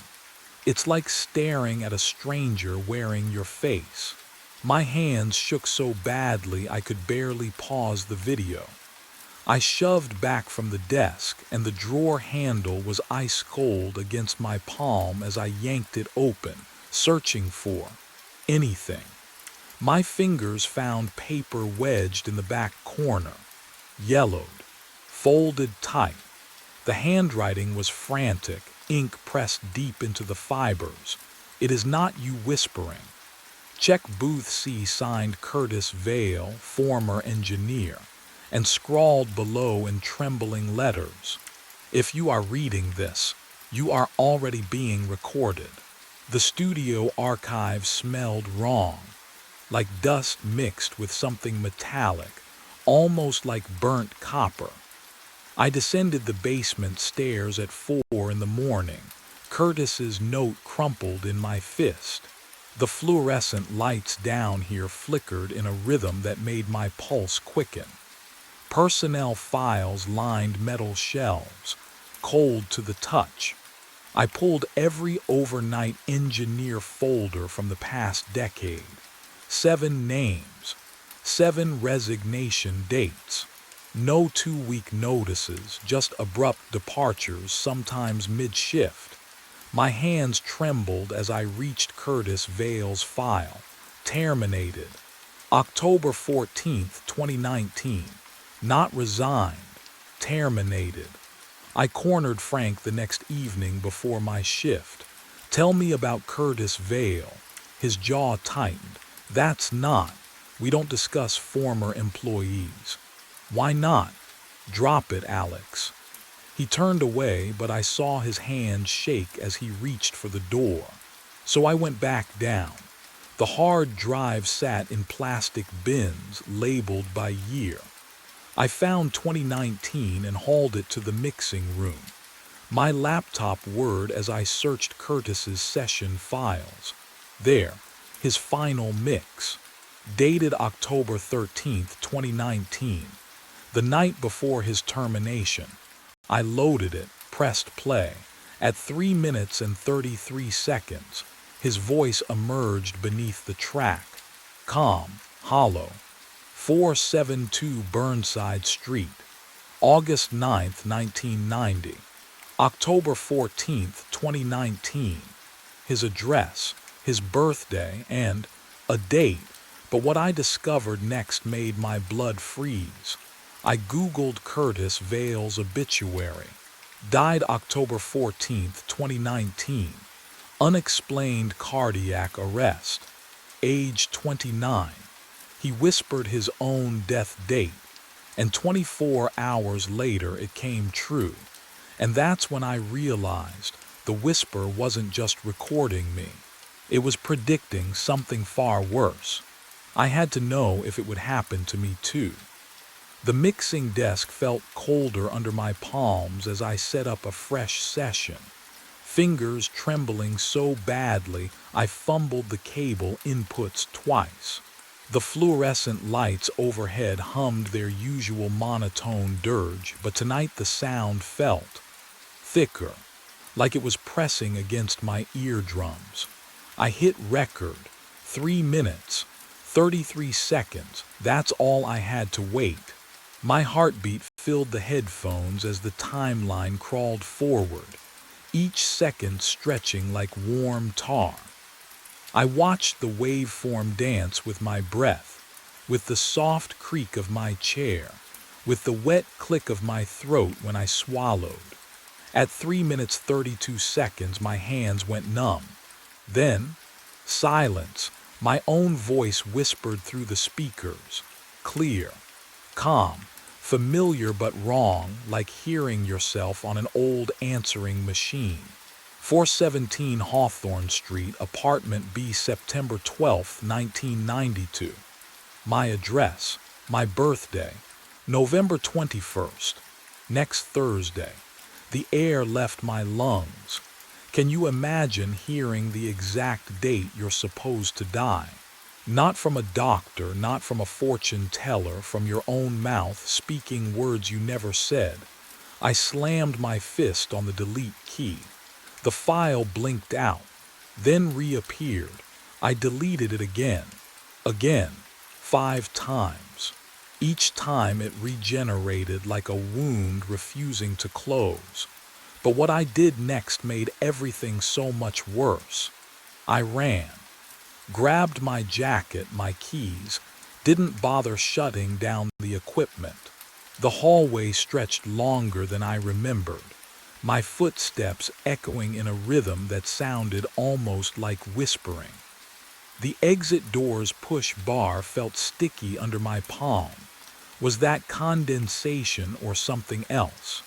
Outside, November rain drilled the pavement, cold mist clinging to my face. I fumbled my keys into the ignition. Click, click, click. The engine turned over, but wouldn't catch. The battery was new. I'd driven here 3 hours ago. I tried again. Click, click, click. The studio lights behind me flickered once. Then the windows went dark, one by one, like eyes closing. The building exhaled cold air through the cracked exit door, carrying the smell of burnt plastic and something older, earthier, like wet soil. My phone screen glowed, 1 bar of signal. I dialed Frank's number with shaking fingers. It rang and rang. Then, static. Underneath the white noise, I heard it. My own whispered voice looping, November 21st. November 21st. November 21st. The studio door behind me creaked open by itself. Just an inch. Just enough to let something out or invite me back in. I ran. The studio door groaned wider behind me, but I didn't look back. My legs carried me down the block, lungs burning, the burnt plastic smell clinging to my jacket. I flagged down a late-night rideshare with shaking hands. The driver asked if I was okay. I lied. Home felt wrong, too quiet, too close to whatever was following me. So I went to the only place open at 4 in the morning, a 24-hour diner on Burnside with free Wi-Fi. The fluorescent buzz reminded me of the studio. I ordered coffee I wouldn't drink and opened my laptop. City records, fire department archives. I needed to know what I was dealing with. The search term was simple, Blackwood audio fire. The results loaded slowly, and what I found made my hands go cold. November 3rd, 1997. Booth C electrical fire during overnight session. 1 casualty, Hugo Brennan, age unknown, sound engineer. The report stated the fire was contained within 20 minutes, but witnesses, 3 firefighters and a neighboring business owner, reported hearing screaming from inside the booth for hours afterward. The door had been opened. The booth was empty. No body recovered. I scrolled further. Rebuilding permits, insurance claims, then a personnel file scanned and archived. Hugo Brennan's employee photo filled my screen. Gaunt face, hollow eyes, thin lips pressed together. He was staring directly at the camera, but his eyes were wrong, too dark, too still, like they were looking through the lens through time straight at me. And beneath the photo, handwritten in faded ink, overnight engineer, Booth C specialist. But what made my stomach twist was something I hadn't expected to find. The notation at the bottom of his file, stamped in red, audio logs preserved in perpetuity. That's when I realized Hugo hadn't just died in that fire. I drove back to Blackwood at 2 in the morning. The studio sat dark and empty, fluorescent lights humming their usual dirge. My hand trembled as I unlocked the front door. Booth C waited at the end of the hallway. The metal door handle felt ice cold under my palm. Colder than it should be, I twisted it. The seal broke with a wet sucking sound, releasing air that smelled wrong. stale, organic, like someone had been living in there. Oh God, someone had. A sleeping bag lay crumpled in the corner. Fast food wrappers scattered across the floor. Empty water bottles lined the wall. But that wasn't what froze me in place. A laptop sat open on a makeshift desk, 2 milk crates and a plank. The screen glowed pale blue in the darkness. Audio software running, recording live. I stepped closer. The waveform on screen pulsed rhythmically. Up and down, matching my breathing exactly. Can you imagine seeing your own breath visualized by something you didn't set up? My chest tightened. I held my breath. The waveform continued. Then I heard it, wet breathing, behind me. Close enough to feel against my neck, I spun around. Empty booth. Just me and the sleeping bag and the smell of old sweat. When I turned back to the laptop, the cursor was moving. On its own. Sliding across the screen with mechanical precision, opening a folder I hadn't touched. The folder name appeared in white text, collection. Inside, files, audio files, each one named after someone. Curtis_Vale_final_recording.wav. Jenkins_Emma_final_recording.wav. 7 names total. 7 overnight engineers. But what I saw at the bottom made my stomach drop through the floor. Alex_Mercer_final_recording.wav. The file was already created. Timestamp, tonight, size 0 kilobytes, and growing. I ran, out of booth C down the corridor. My sneakers slapped against linoleum that smelled faintly of mildew and copper. The exit sign glowed red at the end of the hall. But when I shoved through the door, fluorescent lights buzzed overhead and I was staring at booth C again. No, I turned, ran the opposite direction, past the mixing room, past Frank's office, through the loading bay door and into the corridor. Booth C waited ahead, door hanging open like a mouth. Can you imagine that? Every exit, every turn, leading back, I pulled out my phone. My hands shook so hard I nearly dropped it. No signal.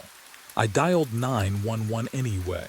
Static poured from the speaker, and beneath it, faint but growing, the whisper. My full name, over and over. I threw the phone. It clattered against the wall, but the whisper didn't stop, because it wasn't coming from the phone anymore. It was in my heartbeat. Tha-thump, Alex, tha-thump, Mercer. Each pulse carried it through my veins, a rhythm I couldn't escape. I pressed my palms over my ears, but it only grew louder, sinking with my breath. In Alex, out Mercer. The booth walls glistened. Condensation beaded and dripped, slow and deliberate, like sweat on living skin. My watch read 3:32. Oh, no, the lights cut out, pure black, the kind that presses against your eyes. I froze, breath caught, something cold touched the back of my neck. Wet, solid, I screamed, and from the darkness my scream played back, looped, layered, whispered in 7 different voices, all mine, all wrong. But what I heard beneath those voices made my blood stop cold. Warmth touched my face. Not cold, not wet, warmth. I opened my eyes to fluorescent lights buzzing overhead, and Frank Delaney's panicked face hovering above mine. His breath smelled like cheap coffee and cigarettes. The mixing desk pressed hard against my spine. Headphones tangled around my throat. The microphone was live, red LED glowing like a tiny wound. Jesus Christ, Alex, can you hear me? I blinked. My tongue tasted like copper. My neck throbbed where it had touched me. I tried to speak, but only a croak escaped. Frank pulled the headphones off. You've been out for hours. I found you at 6:15. It's almost noon. Noon, daylight. Real daylight filtering through the hallway from the front entrance. I could see dust motes floating in the golden beam.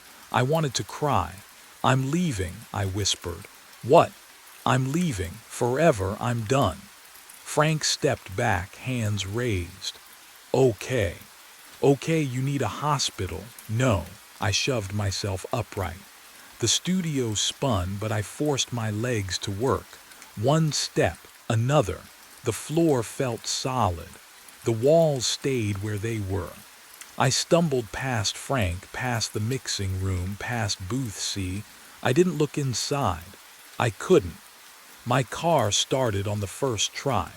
The steering wheel was sun-warmed under my palms, real and ordinary and perfect.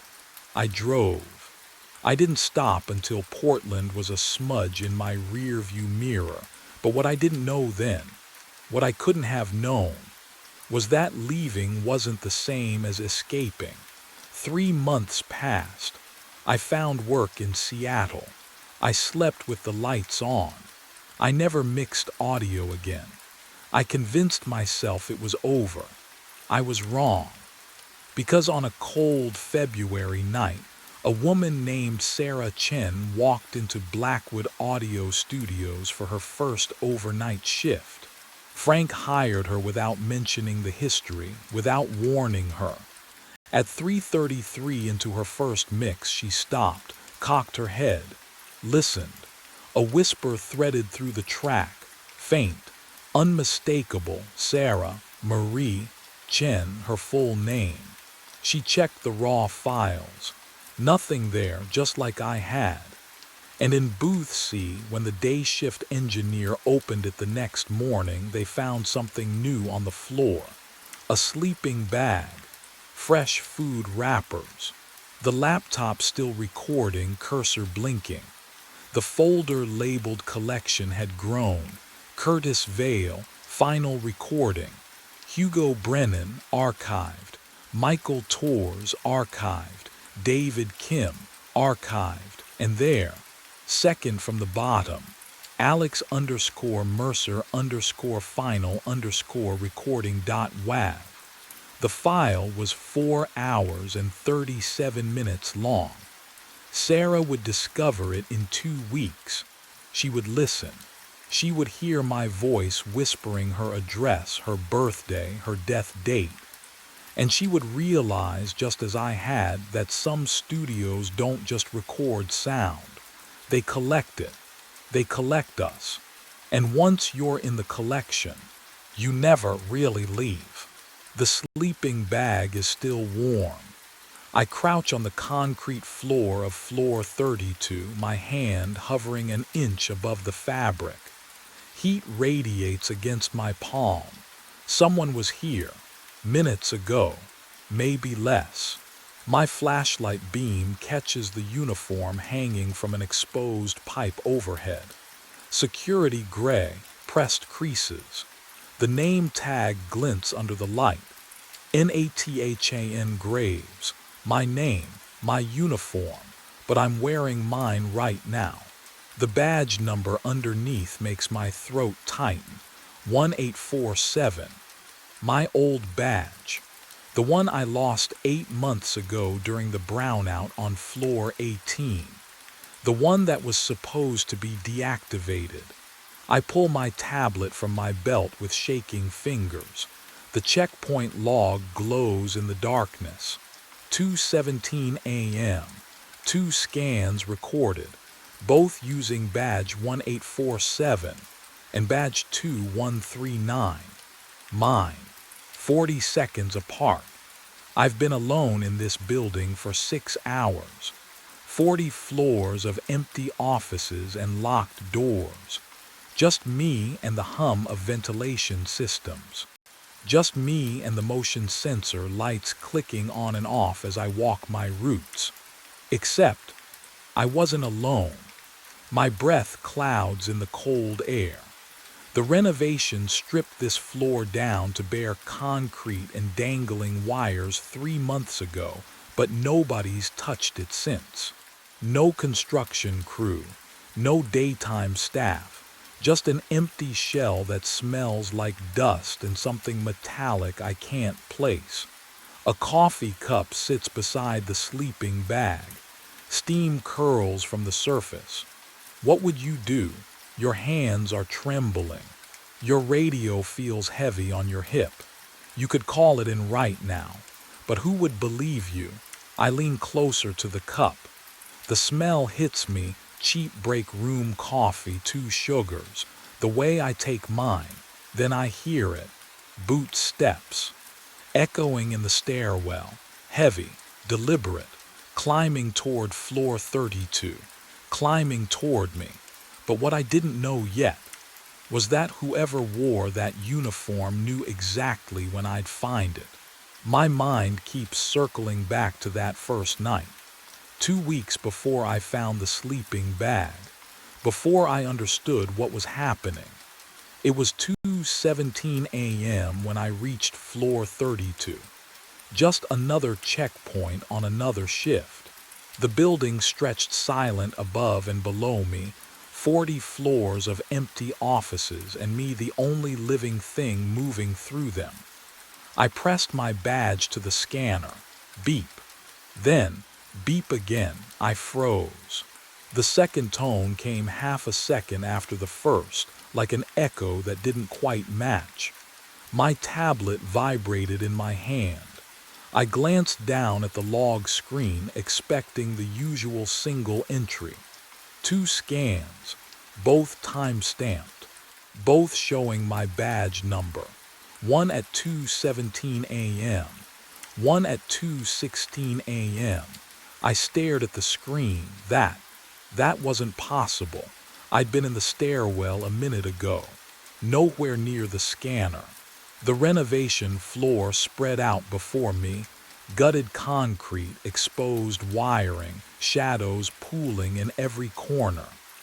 Dust hung thick in the air, mixing with something else. Something faintly sweet, like coffee with too much cream. But I was holding my thermos. Black, no sugar, the way I always drank it. I turned in a slow circle, flashlight cutting through the darkness. Nothing. No one. Just the hum of the HVAC system and my own breathing. System glitch, I muttered. My voice sounded too loud, swallowed immediately by the empty space. But my stomach twisted anyway. Because the scanner didn't malfunction. It never malfunctioned. I should have reported it right then. Should have called Helen, documented everything. But what would I even say? That the computer hiccuped. That I smelled phantom coffee. I backed toward the stairwell, unable to shake the feeling that the darkness behind me was occupied. The checkpoint log would haunt me for days. But what I didn't know yet, what I couldn't have known, was that someone had been watching me struggle with that tablet, studying my confusion with perfect, silent patience. I couldn't leave it alone. Back at the security desk, the monitor glow painted my hands blue as I clicked through the system logs. 1 night back, 2 nights, 5. The keyboard clacked in the empty lobby, each keystroke echoing off marble walls. My coffee had gone cold hours ago, but I kept drinking it anyway. The bitter taste keeping me focused. Floor 32, every single night. 2:17 a.m., double scan. 2:18 a.m., double scan. 1:59 a.m., double scan. The timestamps varied by 30 seconds, sometimes 90, but always 2 scans. Both logged to badge number 2143, my badge. The one clipped to my belt right now. I printed the report. 8 pages of proof. The paper felt heavy in my hands, still warm from the printer, smelling like toner and something else. Something stale. Old air. Like the building itself was exhaling through the vents. Helen Price answered on the 4th ring. Nathan, it's 7 a.m. What? The system's showing double scans, floor 32, every night for over a week. Silence. Then a sigh. Software error. Happens during renovation phases. The crew's probably testing badge readers. There's no crew up there, I said. I check it every night. It's completely empty. Then it's a glitch. Her voice flat and dismissive. I'll submit a ticket to it. Don't worry about it. But what she didn't know, what she couldn't know from her daytime shifts, was that the pattern was too perfect to be random. I stopped sleeping well after that. Every time I closed my eyes, I saw those timestamps, heard the double beep of the scanner, felt the weight of someone else's presence on that empty floor, moving through the darkness exactly 1 minute behind me. Or was it 1 minute ahead? And when I finally did sleep, I dreamed of walking my rounds, only to find my own footprints already pressed into the dust. I logged into the admin portal at 3:47 a.m. The screen's blue glow made my eyes ache, but sleep wasn't coming anyway, so I pulled up my badge history instead. The keyboard clicks echoed too loud in the empty lobby. Each tap another second of the shift I couldn't get through fast enough. My current badge, number 2035, showed 8 months of scans. Clean, predictable. The system had issued it after I lost my original during that brownout on floor 18. I remembered that night. The lights dying floor by floor. The emergency generators coughing to life. My badge, gone. Somewhere in the darkness between stairwells. Helen deactivated the old badge immediately. Standard protocol. Badge number 1847 dead in the system by morning. I pulled up the deactivation record. February 9th. Timestamp. 0900 hours. Status. Inactive.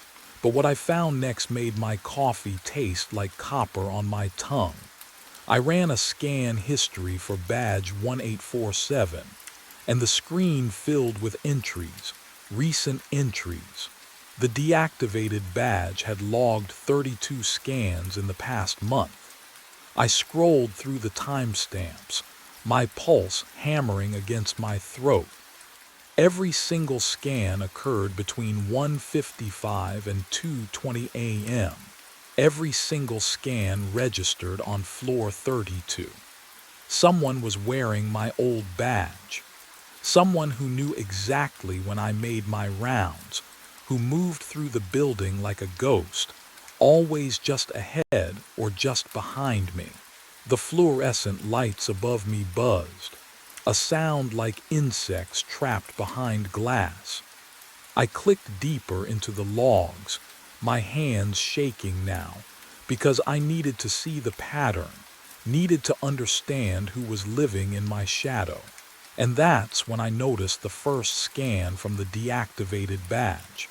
It appeared exactly 30 days ago. On the same night, I'd started finding the double entries on floor 32. I decided to catch him early. 1:58 a.m. The stairwell door on floor 32 closed behind me with a metallic click that echoed down through 40 floors of empty concrete. I killed my flashlight and the darkness swallowed everything whole. The checkpoint scanner glowed faint blue near the east wall, the only light in the gutted space. Exposed wiring hung from the ceiling like dead nerves. The air tasted like dust and something chemical. Paint thinner, maybe. I moved behind a concrete support pillar and crouched. Waited. The cold from the floor seeped through my uniform pants. My knees ached. I checked my watch. The dim glow read 2:01. 12 minutes until he usually appeared. 12 minutes of listening to my own breathing and the distant hum of the building's ventilation system. Can you imagine sitting in complete darkness, knowing someone has been watching you for weeks, knowing they've stolen your identity and memorized your every movement? My hand rested on the radio clipped to my belt, but I didn't call it in. Helen would just dismiss it again. System glitch, paranoia, sleep deprivation, 2:08, 2:09. The silence pressed against my eardrums.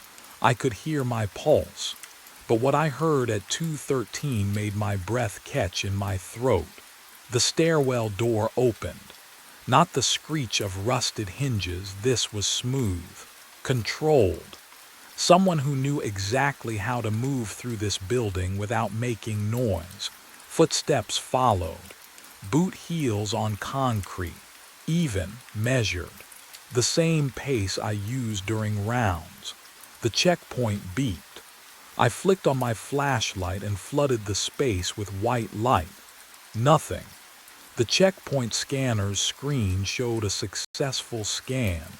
Badge number 1847.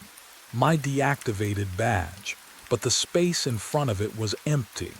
Just exposed concrete and shadows and hanging plastic sheeting that didn't move. The air, though, oh God, the air had changed. It smelled like coffee, fresh brewed, and beneath that, the sharp tang of human sweat. Someone had been standing there 3 seconds ago, and then I heard the breathing behind me. I spun around, nothing, just exposed concrete and shadows stretching away from my flashlight beam. But the breathing, it had been right there, close enough to feel. My hand shook as I swept the light across the gutted floor. The smell of coffee and sweat still hung in the air, thick and human. Real. Then I saw it. Behind a stack of drywall sheets in the corner, a dark green sleeping bag crumpled against the wall. My boots crunched over construction debris as I approached. The fabric was still warm when I crouched down and touched it. Not just warm, recently occupied. A coffee cup sat beside it, half full, steam rising. Can you imagine finding proof that someone's been sleeping 20 feet from where you stand? That they've been here for weeks, maybe months, and you never knew. I pulled back the sleeping bag. Underneath, energy drink cans, 6 of them, protein bar wrappers, a water bottle, and hanging from an exposed pipe above, a security uniform. My uniform. The name tag caught my flashlight beam. Nathan Graves. I leaned closer, throat tightening. The badge number embroidered below the name. 1847. My deactivated badge. The one I lost 8 months ago. But what I found next made my blood run cold. A spiral notebook lay tucked inside the sleeping bag. I flipped it open with trembling fingers. Page after page of handwritten notes. Times, floor numbers, routes. 2:17 a.m., floor 32, east stairwell. 1:43 a.m., floor 18, west elevator bay. 3:06 a.m., lobby, coffee break, 6 minutes, every checkpoint, every pattern, every habit I'd developed over 8 months of overnight shifts, documented, studied, memorized. The handwriting looked almost like mine, but the letters slanted wrong, too precise, too deliberate, Someone had been living here, watching me, becoming me. And then I heard it footsteps in the stairwell again, climbing up, getting closer. The footsteps echoed closer, climbing, deliberate. My hand shot to the radio clipped at my belt. I fumbled with the volume dial, brought it to my lips, static. Dead, hissing static that filled the silence like television snow. Control, this is. This is Graves on 32. I need nothing. Just that crackling emptiness that meant I was completely alone up here. The footsteps continued their steady rhythm, boot soles striking concrete in the stairwell. Getting closer. I backed toward the opposite exit, keeping my flashlight trained on the stairwell door. My heart hammered against my ribs. The beam trembled in my grip.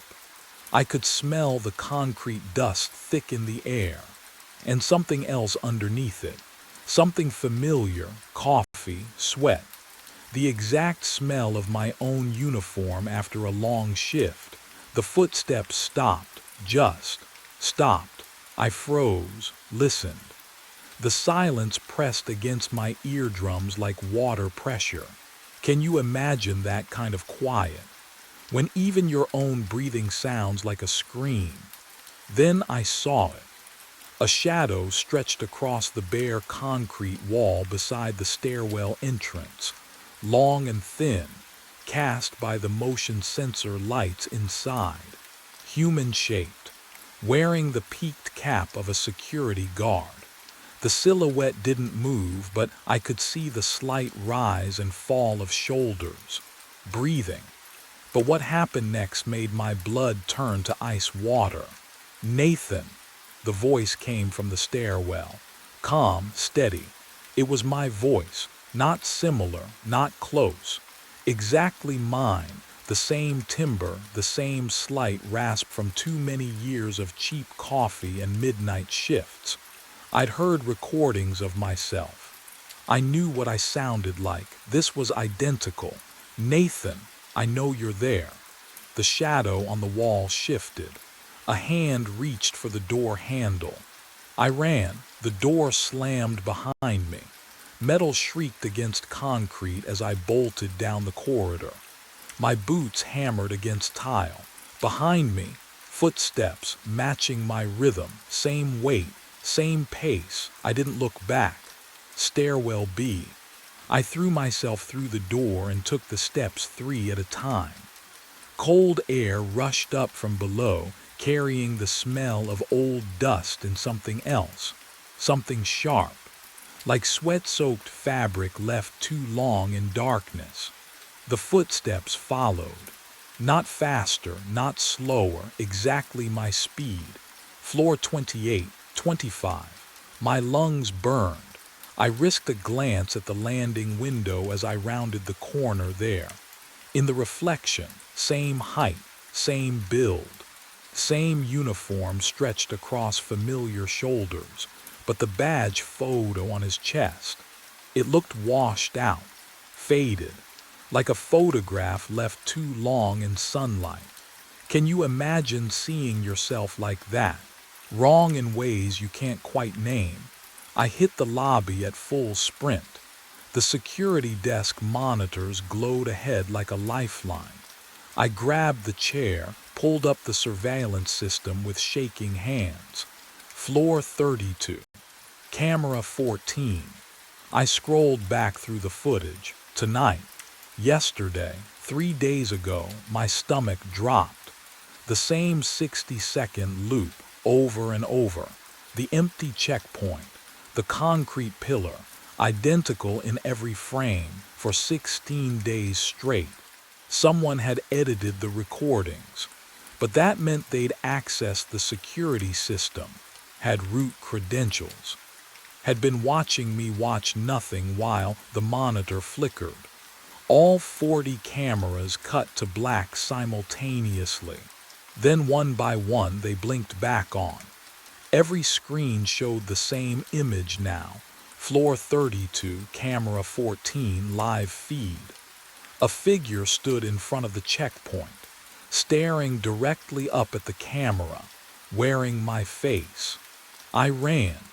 Down the fire exit, boots hammering concrete, breath tearing through my chest like broken glass. The parking garage. Underground. Thick walls. Somewhere I could think without 40 cameras broadcasting my terror. The auxiliary office door hung open. I threw myself inside and dragged the metal desk across the threshold. It screeched against the floor, a sound that made my teeth ache, but it held. I shoved a filing cabinet against it, then a chair. The air down here tasted like motor oil and concrete dust. My shirt clung to my back, soaked through with cold sweat. I could hear my pulse in my ears, that hollow thumping that drowns out everything else. The backup terminal sat in the corner, coated in dust. I jabbed the power button, waited, the fan whirred to life. I needed answers, the brownout, 8 months ago, the night I lost my badge. My fingers trembled over the keyboard as I navigated to archived footage. February 14th, floor 18, 1:43 a.m. The night the power died for 6 minutes and came back wrong. I found the file, clicked play. Grainy footage showed the 18th floor hallway. Emergency lights casting everything in sickly green. Then I appeared on screen, myself, moving toward the stairwell, flashlight beam cutting through darkness. I watched myself disappear through the door. The timestamp rolled forward. 1 minute, 2, 5. But what I saw next would crack open everything I thought I understood. At 1:52 a.m., the stairwell door opened again. Another figure stepped into the hallway wearing my uniform, my boots, my cap. I leaned closer to the screen, pulse roaring. The figure paused directly beneath camera 4. Slowly, so slowly, it tilted its head back, stared straight into the lens. The face, oh God, the face was mine, not similar, not close, identical, every line, every angle. The same exhaustion carved into the features, the same 2-day stubble, the same small scar above the left eyebrow from a childhood fall I never told anyone about. But something in the eyes was wrong, too focused, too aware, like looking at a photograph of yourself where the expression doesn't match any memory you have of that moment. The figure on the screen smiled, not a friendly smile, not a nervous smile, a smile that said, I see you. I've always seen you. It reached up and adjusted the badge hanging from its chest. Badge number 1847. My deactivated badge. The one I reported lost. The one that should have been destroyed. Then the figure walked away, boots echoing down the hallway, and disappeared around the corner like it owned the place. The footage ended. I sat there, hands frozen on the desk. Have you ever watched something that shouldn't exist? Something that breaks the rules of what's possible? My phone buzzed in my pocket. Once, twice, 3 times. I pulled it out with shaking fingers. The screen glowed blue in the darkness of the garage office. One new message from my own number. I stared at it. The notification sat there waiting. My thumb hovered over the screen.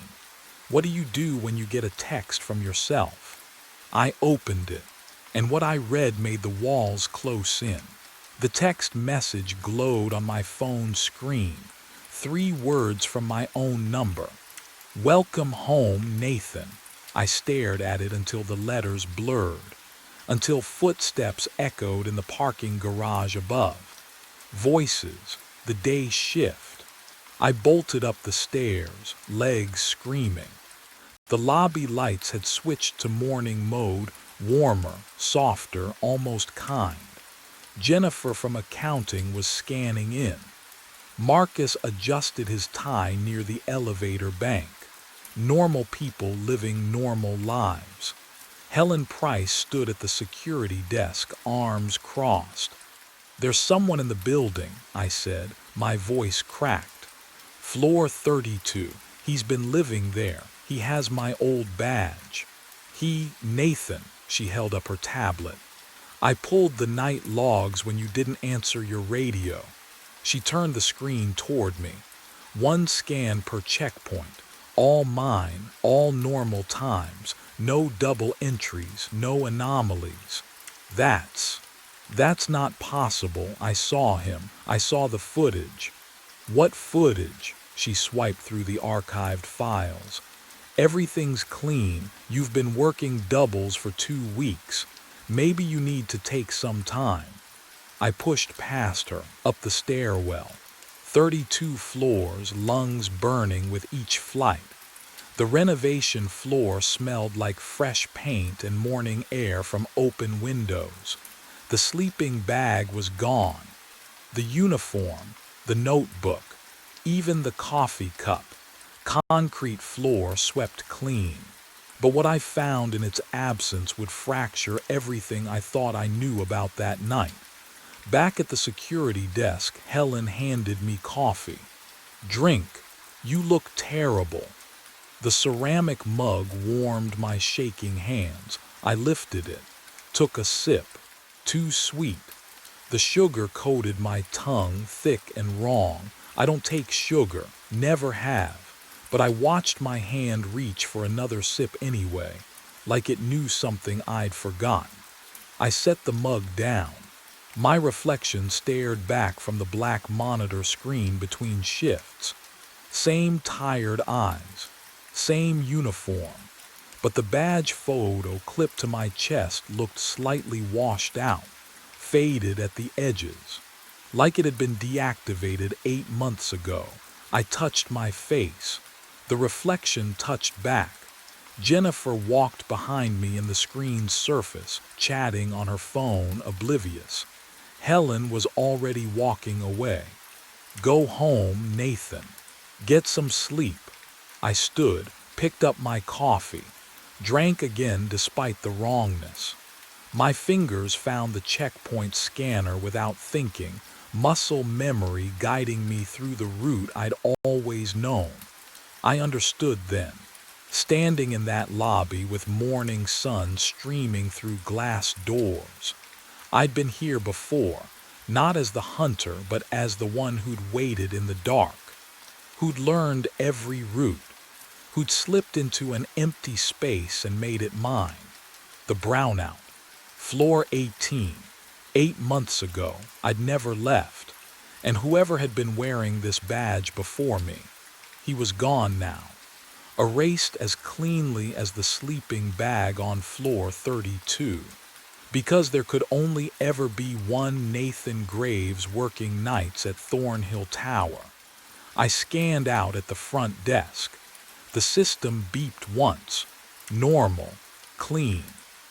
I stepped into the morning cold, and the sun felt like a memory from someone else's life.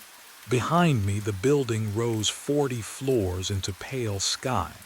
Tomorrow night, I'd be back, scanning checkpoints, walking empty halls, waiting to see who else might lose their badge in the dark.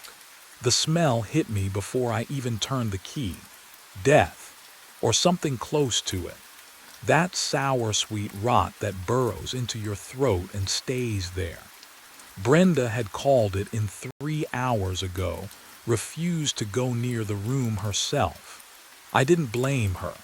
The graveyard shift was mine to own, my penance for avoiding daylight and people who asked questions I couldn't answer.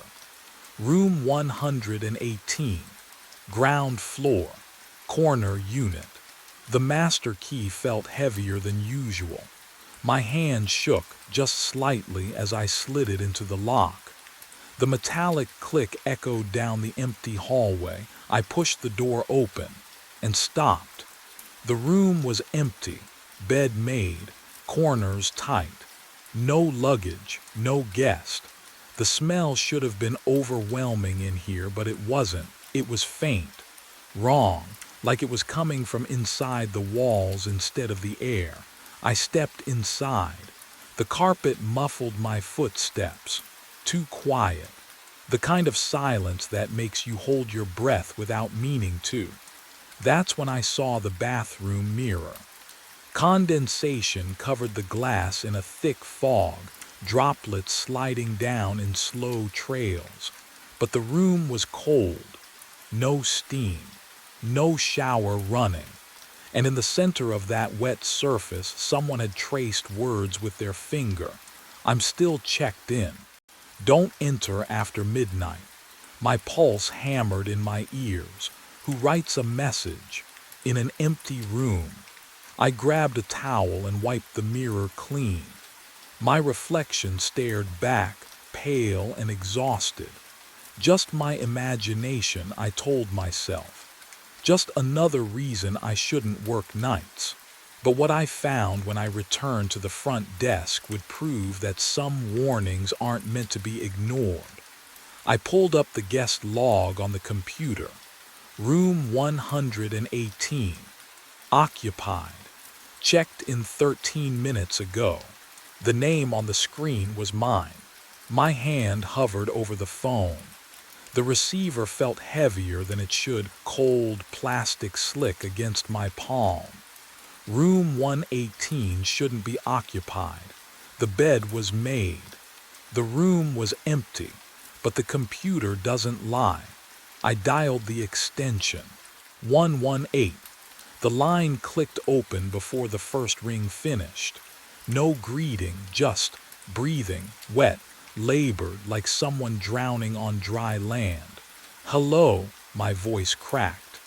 This is the front desk. I need to verify. The breathing stopped. Silence pressed against my ear, thick and waiting. Then a voice came through. My voice.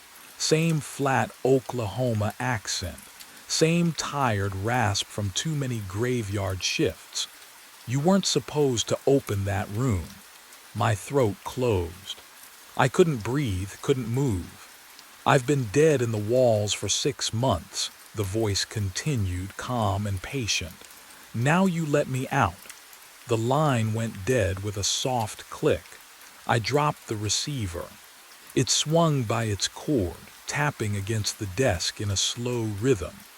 The stale coffee I'd poured an hour ago had gone cold, but I could smell something else now. That chemical odor from 118 seeping down the hallway. Formaldehyde. Rot. Something preserved but decaying anyway. Can you imagine hearing your own voice tell you you're dead? But what happened next made my blood turn to ice. Down the hallway, past the vending machines and the ice dispenser. A door opened. Not a quick motion, slow, deliberate. The hinges creaked in the empty silence. Then footsteps, heavy, steady, coming toward the lobby. I stared at the security monitor. The hallway camera showed nothing. Empty corridor, flickering fluorescent lights. But I could hear them. Closer. The drag of shoes on worn carpet. The slight scrape of something being pulled behind. The footsteps stopped just outside my office door. My eyes snapped to the security monitor. The grainy black and white feed showed the hallway. And this time, something was there.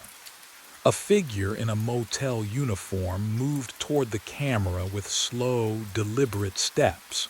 Each footfall echoed through the thin office door behind me, perfectly synced with the dragging sound that scraped against the carpet runner. Something heavy, something wet. The chemical stench grew thicker, formaldehyde mixed with copper. I leaned closer to the screen. The figure's head was down, shoulders hunched forward like he'd been walking for hours. The dragging thing behind him left a dark smear on the carpet. I couldn't see what it was. The angle was wrong, but I heard it fabric and weight pulled with rhythmic effort. The figure stopped beneath the hallway camera. Then, oh God, he looked up. My face stared back at me from the monitor. Not similar, not close, exact. Same crooked nose from the high school fight I never talked about. Same scar through my left eyebrow. Same expression I wore when I was too tired to fake being okay. But what I saw in those eyes wasn't exhaustion. It was patience.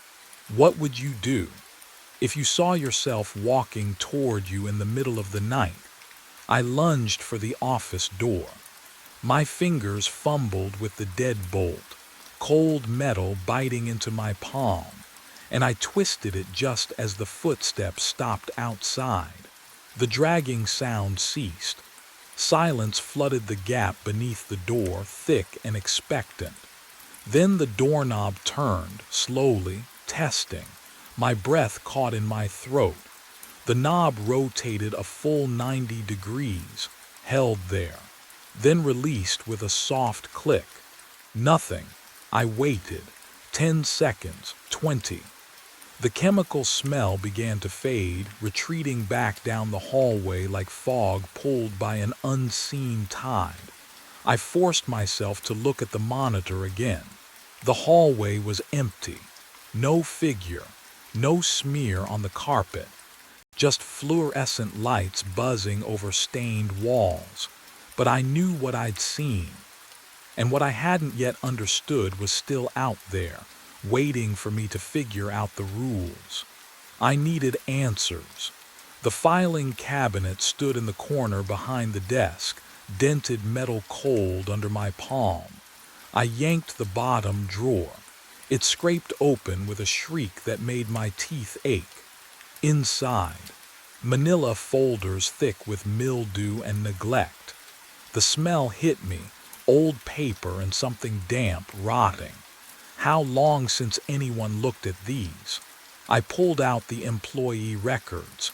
My fingers shook as I flipped through them. 3 names jumped out. Night auditors, all within the past 3 years. Colin Draper, vanished 6 months ago. Mid-shift, no notice, no call. Gloria's note in red ink, no show, presumed quit. But people don't just vanish, do they? I kept digging. Found the logbook stacked beneath the folders, pages yellowed and curling. Draper's final entries were dated March 9th. The handwriting started neat, then grew erratic, slanted, pressed so hard the pen tore through. March 8th. Quiet night. Guest in 118 paid cash for the week. Keeps curtains drawn. March 9th. Guest in 118 knows my name. How, that was it. The last line he ever wrote. My pulse hammered in my ears. The silence around me felt thick. Waiting, what would you do if you found that? If you saw your predecessor's terror preserved in ink? I turned the page. The next entry was dated March 10th. Different handwriting. Smooth. Careful, it said, Derek Paulson, first shift, all quiet. But I didn't start working here 6 months ago. Did I? The air in the office grew colder. I could see my breath now, faint clouds in the dim light. Behind me, something creaked, the soft groan of a floorboard adjusting to weight. I wasn't alone anymore. I didn't wait for whatever shared the office with me. I ran. The side exit door slammed behind me, and gray dawn light spilled through windows that faced the parking lot. Wrong direction. I'd gone through the side door, should have been facing the dumpsters and the tree line. Instead, the lobby spread out before me. Same scuffed tile, same flickering fluorescence. My breath came in short gasps. The cold morning air tasted metallic like blood or rust. I turned back. The door I just exited, labeled office, sat exactly where it should be, behind me, not in front. I tried the front entrance, pushed through. 3 steps onto the concrete walkway, and my shoes squeaked on tile again. Lobby. The same crooked vacancy sign buzzed in the window. What would you do? Keep trying, or accept what your gut already knows? I tried 4 more exits. Maintenance closet. Emergency door by the ice machine. The back delivery entrance that always stuck. Every single one spat me back into that lobby like a dog on an invisible chain. But the real nightmare waited outside in the parking lot. My sedan sat in its usual spot under the broken lamppost. I yanked the door handle, cold enough to burn my palm, and dropped into the driver's seat. Turned the key. Click, click, nothing. The engine didn't even turn over, just dead silence. I tried again and again. The steering wheel felt wrong under my hands, too smooth, too cold, like touching a corpse. I looked up at the motel through the windshield. Started driving anyway, coasting in neutral down the slight grade of the lot. The exit was 30 yards away. 20. 10. The hood ornament passed the painted yellow line marking the property boundary, and suddenly I was rolling backward. Up the grade, back toward my parking spot. The motel loomed larger in the rearview mirror. I slammed the brakes. Didn't matter. The car drifted backward until the tires kissed the curb in the exact spot I'd started. The phone. Inside. I had to call someone. Gloria answered on the second ring. Pineview Motor Lodge. Gloria, thank God, it's me, it's Derek. Something's wrong here, I can't. I'm sorry. Her voice was pleasant, distant. Who is this? My throat closed. Derek. Derek Paulson. I work the night shift. I've been working here for. Derek Paulson quit 6 months ago, hun. She paused. I heard papers rustling. Didn't even give notice, just stopped showing up. Who is this? And why are you calling from the motel phone? The line went dead in my hand. And that's when I heard footsteps in the hallway, coming from room 118. I moved, didn't think, just ran. The staff bathroom, closest door, no windows. I slammed it shut and locked it, my breath coming in shallow gasps. The footsteps had stopped, or maybe they were waiting. I pressed my back against the cold tile wall and tried to steady myself. Think. I dug into my back pocket, fingers fumbling for my wallet. The leather was worn, familiar. But when I flipped it open under the flickering fluorescent light, nothing made sense. My driver's license stared back at me. Derek James Paulson, my face, my address, but the expiration date, last year, March. I blinked, checked again. The plastic felt real enough, smooth under my thumb, but the numbers didn't lie. How long had I been carrying an expired license without noticing? Can you imagine going months without checking something so basic? My phone. I pulled it from my pocket, hands shaking. The screen glowed faintly, no signal.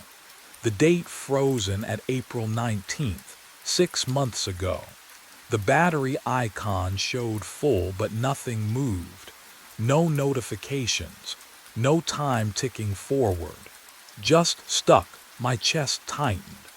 The air in the bathroom smelled faintly of bleach and something else.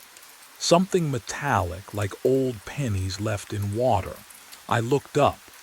The mirror above the sink reflected me standing there, phone in hand, face pale under the bad lighting. I lowered my phone.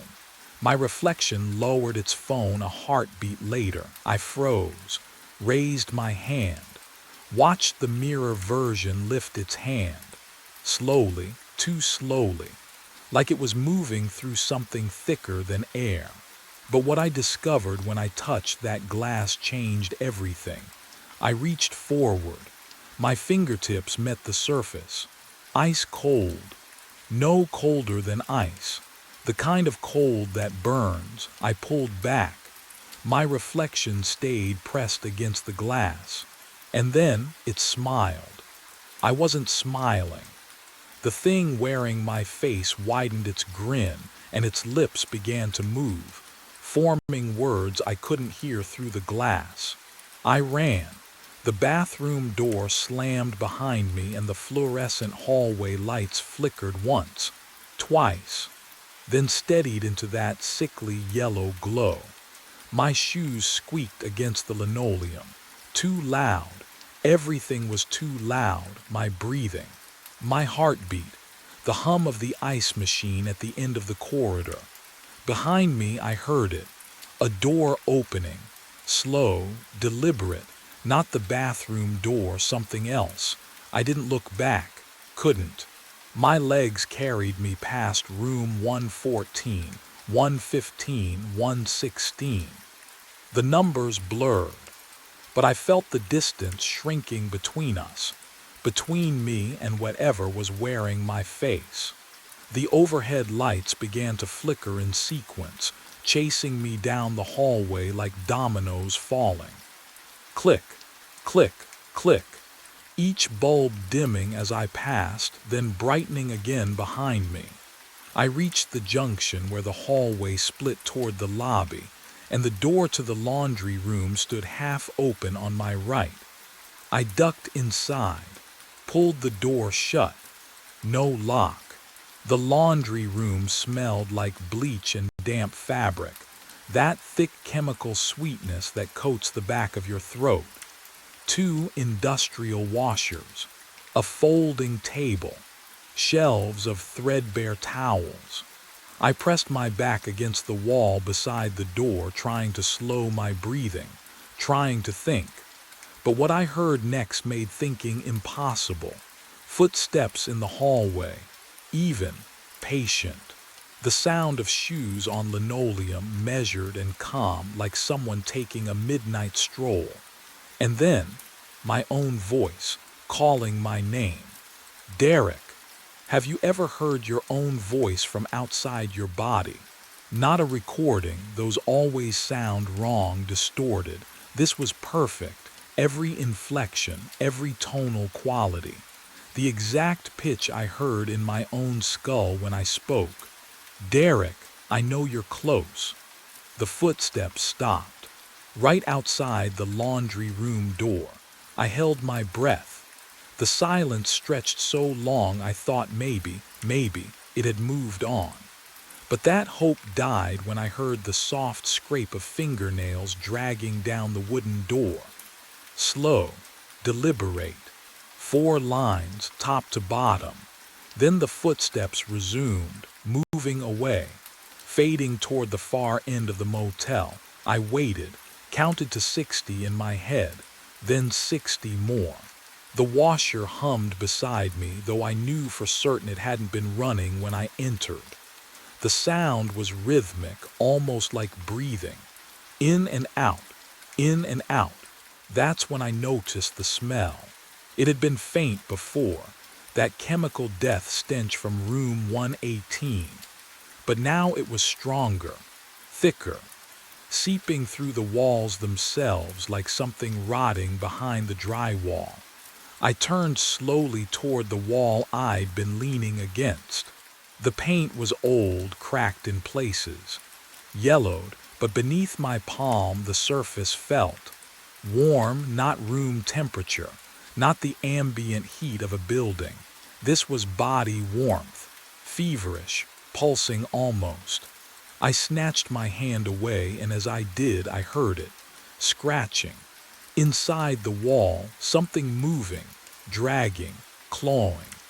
The sound traveled from my left to my right, following the length of the wall behind the washers. Deliberate, methodical, like fingers testing the drywall from the other side, searching for weak points, searching for a way through. I backed toward the door. My hand found the knob, but before I could turn it, the scratching stopped. And in the silence that followed, I heard my own voice again, closer now, just outside, whisper something that turned my blood to ice. "I know what you did, Derek. I know why you can't remember." The doorknob began to turn beneath my hand. The doorknob stopped turning. I didn't wait to see why. I shoved through the laundry room's rear service door. Didn't know it existed until panic made me look, and stumbled into the cold night air. But the air smelled wrong. Chemical. Familiar. I was standing outside room 118. The door stood open, waiting. My legs moved before my brain caught up. I crossed the threshold and the temperature dropped 10 degrees. The smell hit me like a fist. That sickly sweet rot I'd been chasing all night, concentrated here, soaking into the carpet and walls. The scratching sound started again, not from the hallway, from inside the wall behind the headboard. Something was in there, something that had been clawing for a very long time. I grabbed the headboard and yanked it away from the wall. The drywall behind it bulged outward, warped and soft with moisture. I could see cracks spreading like veins. Whatever was behind it had been trying to get out, or trying to make room.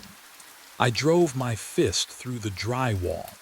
It gave way with a wet crunch, and the smell that poured out made me gag. Rotting meat and mildew and something else, something older. I tore at the edges, pulling away chunks of plaster and insulation, widening the hole until I could see into the darkness beyond. A crawl space, barely 3 feet deep, and it wasn't empty. Fabric, rotting. Dark shapes wedged into the narrow cavity like sardines in a tin. I fumbled for my phone, shone the light inside, and my stomach turned to ice. 3 bodies. Can you imagine finding yourself staring at your own future? Because that's what I saw in that crawl space. They wore the same uniform I had on.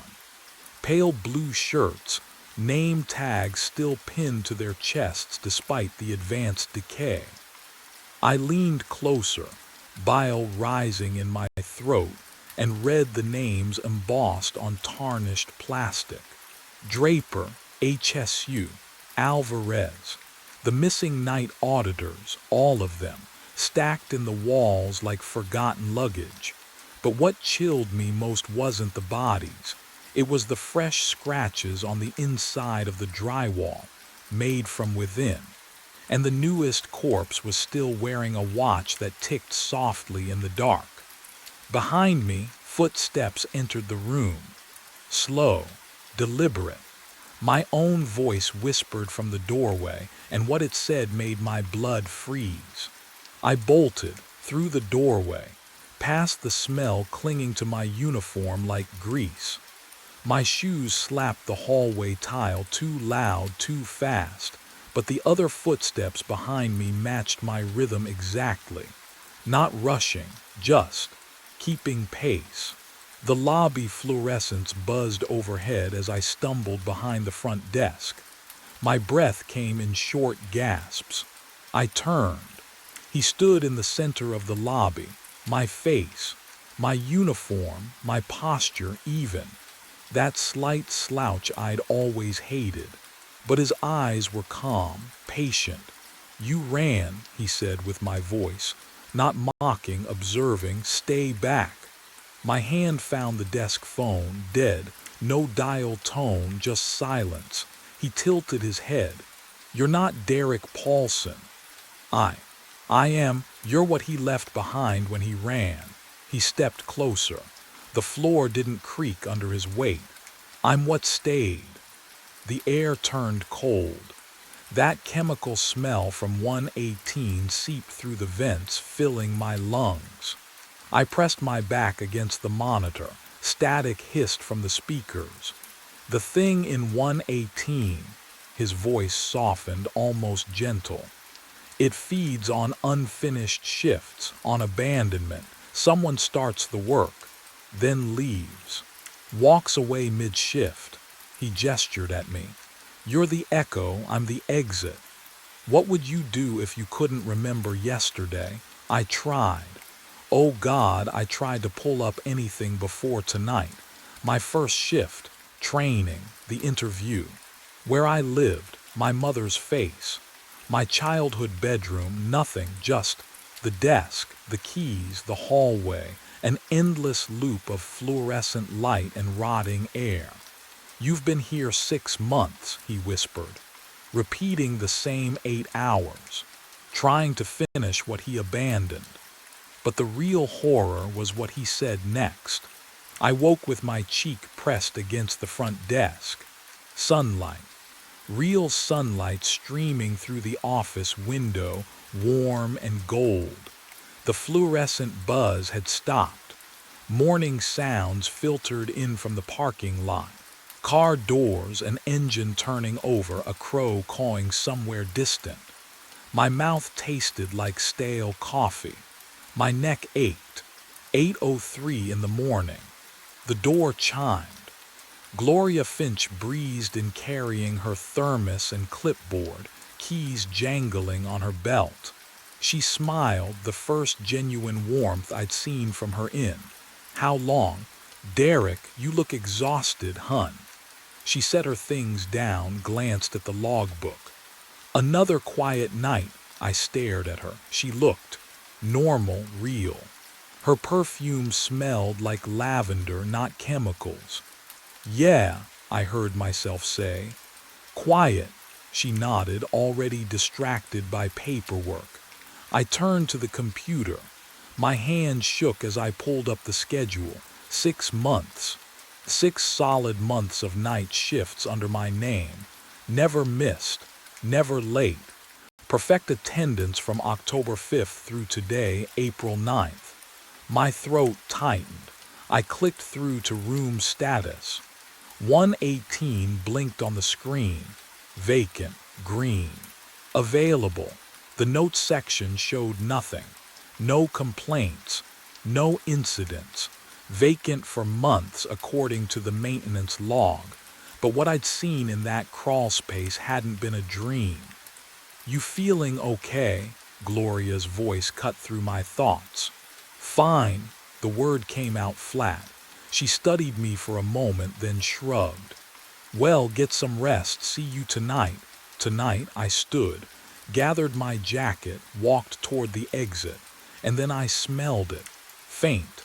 Underneath Gloria's lavender. Underneath the morning coffee brewing in the break room. Something sweet and rotting clinging to my uniform, to my skin. The smell from 118. I looked back at the desk, at the empty hallway beyond, at room 118's door, closed and silent at the end of the corridor. Gloria hummed softly, filling out forms. The sunlight felt cold now. I stepped outside. The parking lot stretched before me, familiar and endless. My car sat in its usual spot. I reached for my keys. Can you imagine walking toward freedom and knowing deep in your bones that you'll never reach it? I opened the car door, started the engine.